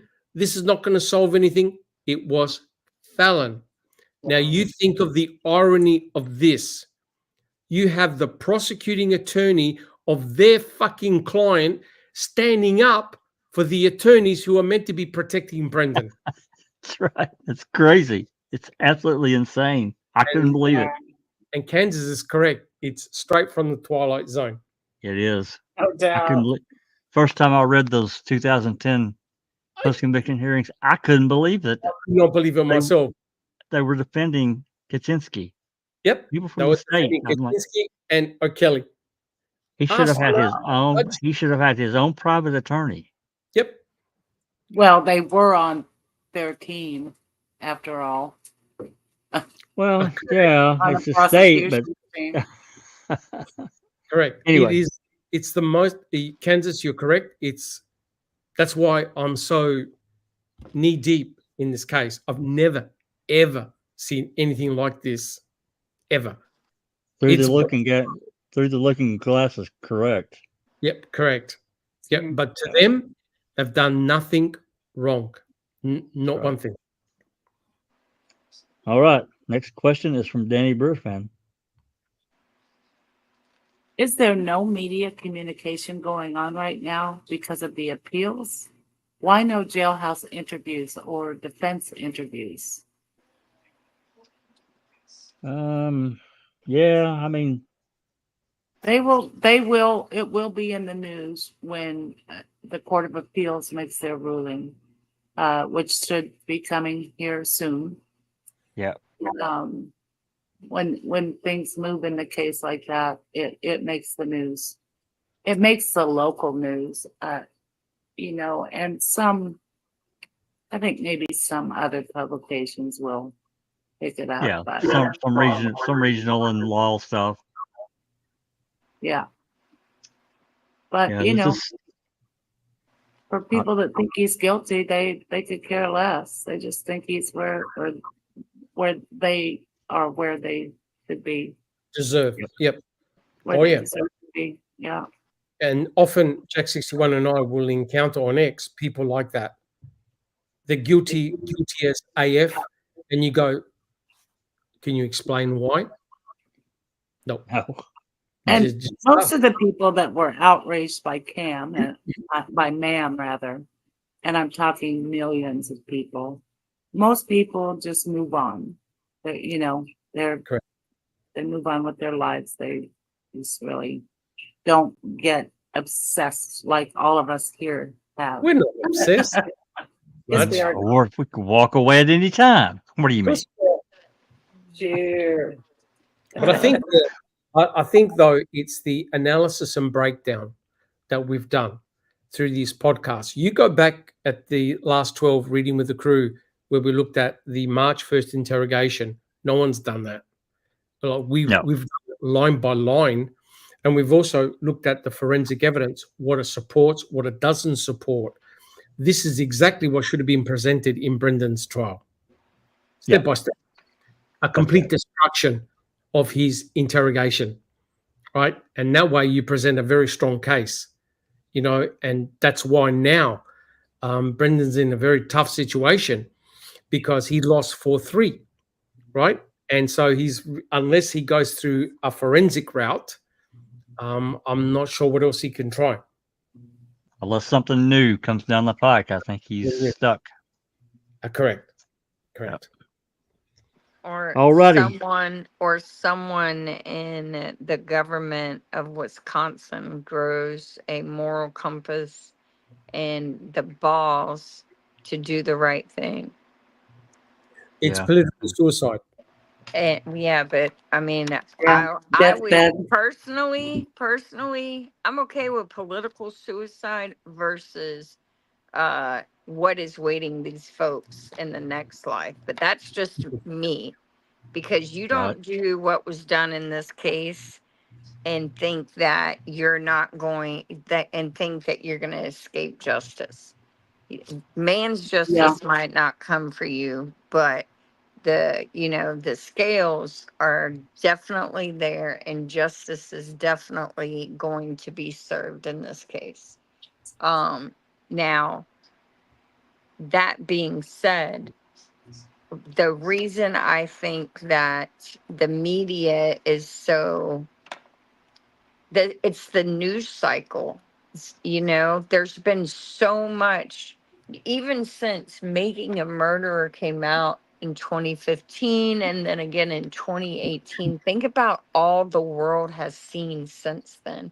And I'm not, you know, yes, we're still here, but there's been just it's like it's never ending.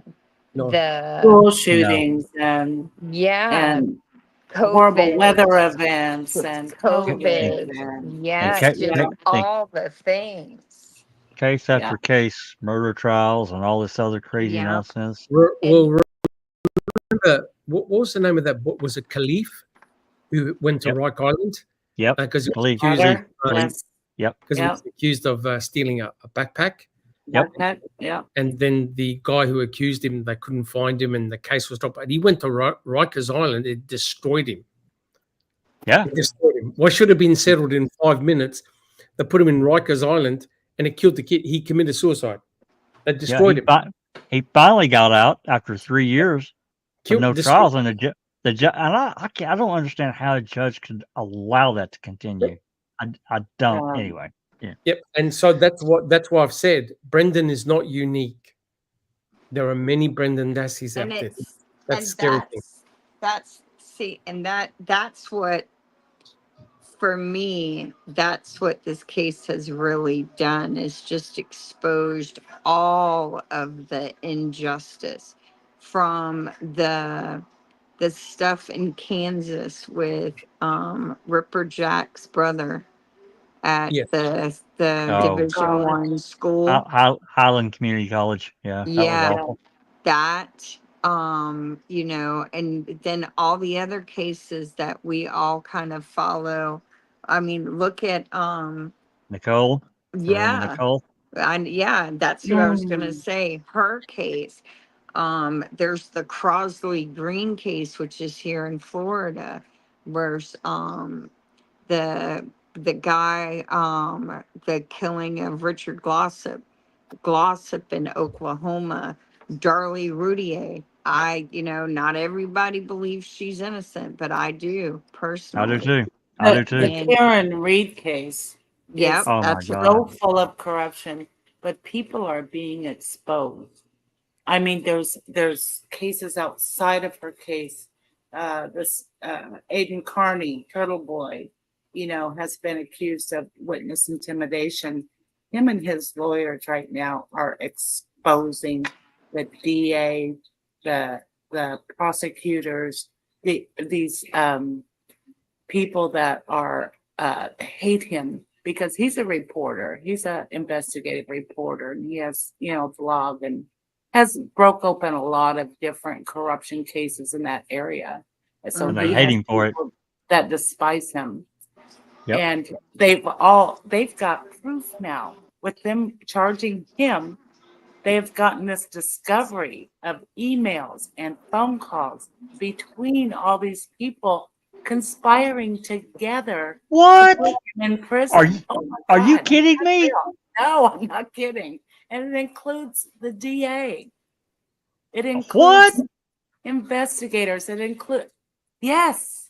I hadn't Isn't heard that this. a Florida case too? No, it's Massachusetts. Massachusetts, Okay. Boston area.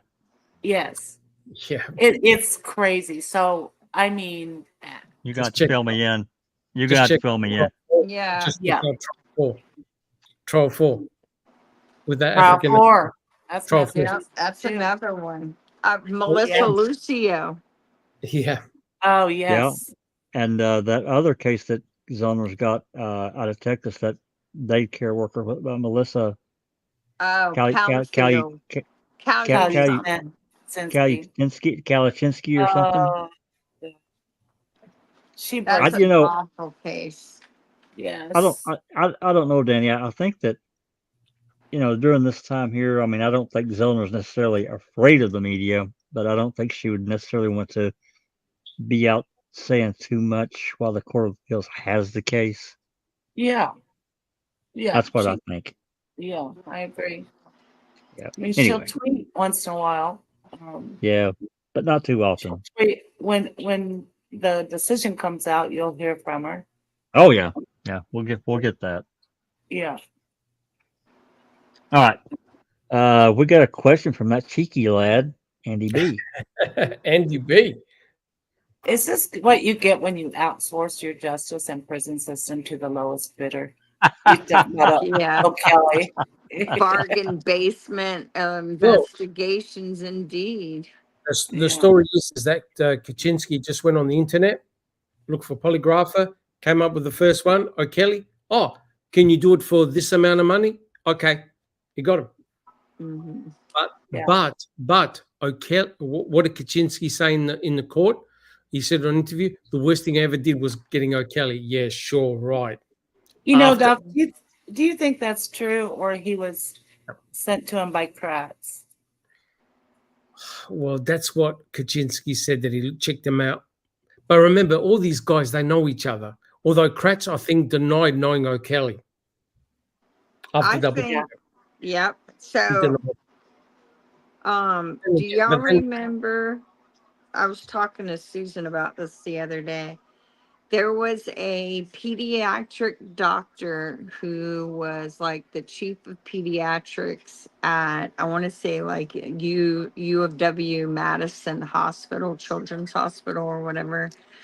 And she got ran out of town because she was on the take with the DCF. And so any cases that met a certain criteria, she would accuse the parents of abuse and call in DCF. And then that began, the nightmare of having DCF involved in your life and the trial courts. And it costs the parents a lot of money to adequately defend themselves, or they end up losing their kids. Well, she got ran out of town. I can't remember. Her name escapes me. I wrote a couple of articles on this when I found out about it. She got sent. She ended up relocating to a great position. Didn't hurt her. Not only did she get a great severance, keep her retirement, all the things, she ended up relocating to Alaska in a similar position, and started right back up again. And the reporter that broke this open, she ended up doing the same thing. Get her and a mom clashed. So she said, I'm going to take this woman's kid, and tried to have her kid taken. It ended up she picked the wrong family again and got exposed for real. Because now this woman's writing about her. Yeah, remember, And I'll end with this. So one of the things mentioned in that article caught my eye and made me immediately think of O'Kelly. And that was, these people, not only do they never face criminal charges for what they've done, but they actually have like a black book. And so basically, when you're putting together a case that is unjust, they have a phone list of people that'll play ball for the right price. And that's where I think O'Kelly's name came from. Have you seen O'Kelly's statement of services, services and achievements? You name it. He's an expert in it. He's an expert in everything, including cell phone towers, which he charged, I think, over $100,000 for his service. He tried to in Texas, and that judge wouldn't pay it. I think he ended up with $15,000. She said, "That's all you're getting." Yeah, you name it. Kelly does it. I think I just figured out all these people that do these kind of things are insane because they never sleep. Because how the fuck can you sleep at night when you do this to your fellow human beings? The example I was going to give that Sunshine was talking about was Michael West and the DA. Remember Michael West? They worked together. They got all these convictions. It was like a factory. Yeah. And the mortuary, I think, was in the bottom of what was it? A barber shop or something. It was crazy the way they did the. He did autopsies inside the basement of a shop. Yep. And you think, what the hell? And him and the DA were prosecuting all these people based on bite mark analysis. That's the guy Yeah. I was just, I was fixing to Junk bring him up. science. That was in Mississippi or Alabama where they put all the believe so. men. Yeah, Yep. That's that right. was awful too. Yep. Completely crazy. And no All right. remorse. You know how they sleep at night, Susan? Lots of Xanax, as Kratz said. Lots From wash of it I down. don't think they sleep. I don't No. think they sleep. They Wash it don't down with a sleep bunch of soundly. wash it down with a bunch of moonshine. Anyway, Mhm. Do we have next any more? question. Yeah, we got a couple more. These documents in the foul play library now. They're under Brendan Dassey. He's got his own file section. There's a ton of stuff from Massive Brendan. amount. Oh my God. I'll do podcasts for the next 10 years. That's how much stuff there is on Brendan. So It's the stuff we read out tonight is in there. It should be all in there. Correct. Emails, the whole lot. Because they were exhibits in the 2010 post-conviction hearings. If you want to know the breakdown of what happened to Brendan, 2010 post-conviction hearings, read the whole lot. You'll be shocked from start to finish. Bob was in there too. That Christian Bob. And remember, there were two ex parte hearings in June of 2009. One of them they still won't let me have. The stuff is sealed. It's still sealed. I got one of them, Sealed. but the other Yep. one they won't let me have. Still to No. this day. No. Ridiculous. Anyway, yes. So got that one, and then we got one more question. It's the last one. Did the scholar psychologist exaggerate Brendan's disabilities to fill the special class? No. I don't think No, so. because there were multiple. If I put up all the documents in which the psychologists examined Brendan, I could do another 10 podcasts. Oh yeah, easily. So much stuff on Brendan and his disability. It's not funny. It's crazy. It's honestly, Bruno, there's a lot of stuff. And I'm not an expert. I'm not a psychologist. I wouldn't even know how to present it and explain it. You need someone in that area who's got expertise with those type of kids that can present the material. But also Dr. Gordon presented stuff in the trial. They laughed at him. During Brendan's trial, they laughed at him. They didn't even want him to appear. Justin. Here's a tragedy. Strang and Buting had got Dr. White. Remember what I read last time? Dr. Oh, White? yeah. They had the whole thing all worked out. Thrown out. Yep. Wasn't allowed. They wouldn't allow it in. Nope. He got excluded. And Dr. White wrote this huge breakdown of the interrogation and where it all went wrong. Yep. And why it needed to be tossed out. That's right. I've read it. Didn't include it. Nope. I Got one just more wanna- question. Oh, okay. I was just going to address that, Jack. Yeah. Go ahead. Can an Alfred plea be used in Brendan or Stephen's case? Admit to wrongdoing and agree to never discuss the case. At least they could get out. Well, first of all, they have to be offered an Alfred plea, which they never will be.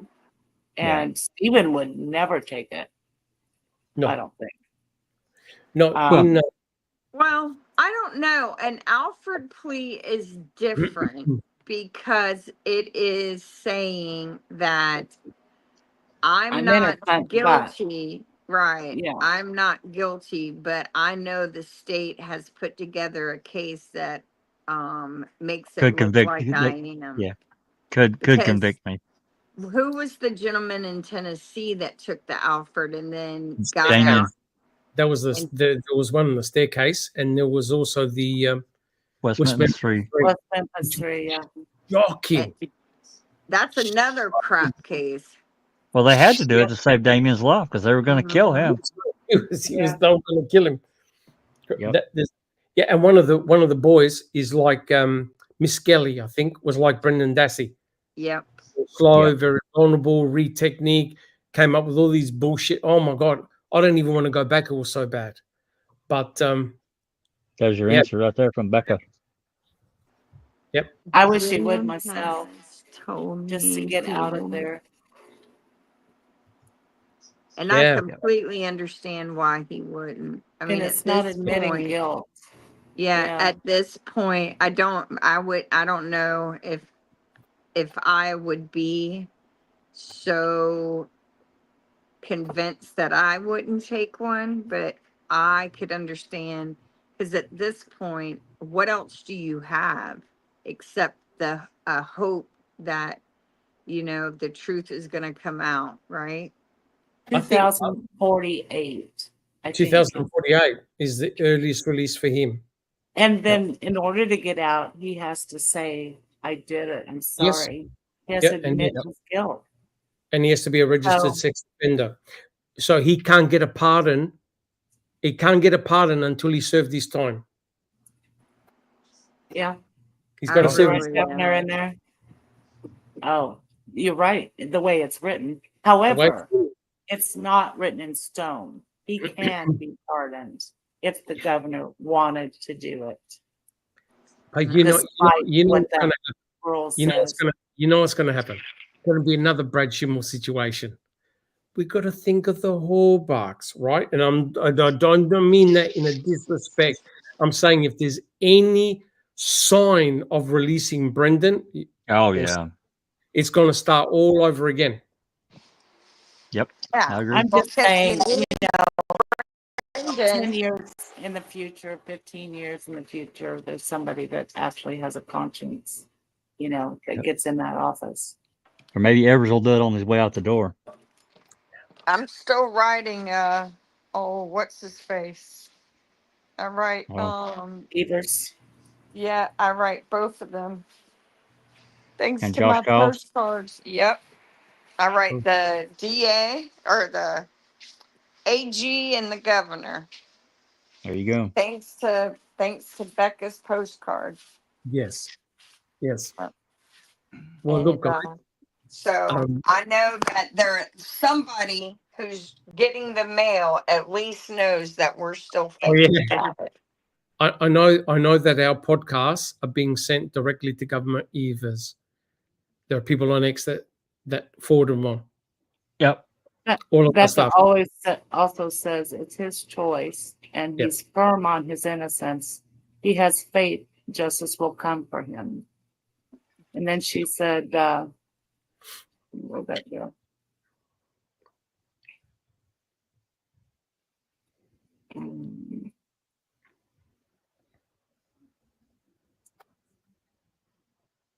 Where that went? I don't know what you're looking for. It was something Becca had said, but I don't see it anymore. Okay. She still gives out postcards if anybody wants some that you can send to the governor and whatever you want to send them to. Yeah. Okay. Well, look, guys, I hope everyone enjoyed the podcast. It certainly was eye-opening for me. Hopefully next week, like I said, it takes a lot of time to accumulate all this because you've got to tell a logical narrative of how it unfolded. And don't worry, we're going to go through the entire O'Kelly interrogation with Brendan. His also his polygraph test, show you the questions, everything like that. We're going to go through the whole lot. So, guys, I hope that you've enjoyed the podcast. Thank you so much to everyone on the panel for their excellent reading and ideas. And thank you to everyone in chat. Thank you for coming along. And please, if you enjoy what we do, subscribe, like our podcast if you enjoy our work, and share it. But guys, we'll quickly go through the panel. Tell us how you're coming along and what you're up to. Jack 61. Just same old thing. Like I said earlier, we had a wrestling last weekend. We're going to take a closer look at Gregory Allen, starting from 85 onward, and then moving into what happened in 91, then 99, and then ultimately in 2005, and what that ended up looking like. And it's ugly. It's really ugly what the state did, how that all went down. So that's going to be on the open mic tomorrow. It might be at 5:30 p.m. Central instead of 5. So I'm going to take a look at that.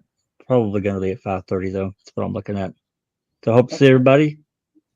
And thanks, Dr. Silkman. It's just great job.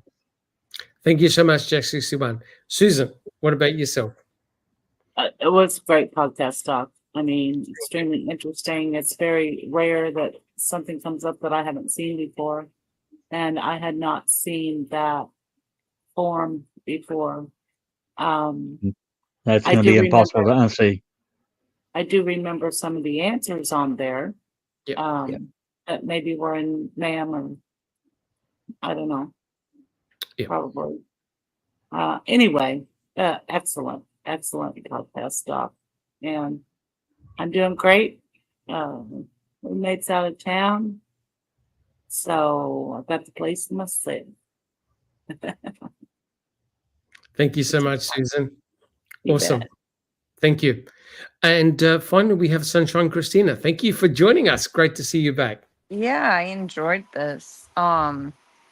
First off, how dare Making a Murderer leave this out? Them terrible filmmakers. Thanks, Dr. Silkman, for bringing it to our attention. Because I had never seen the full list. Like Susan said, I remembered a question or two.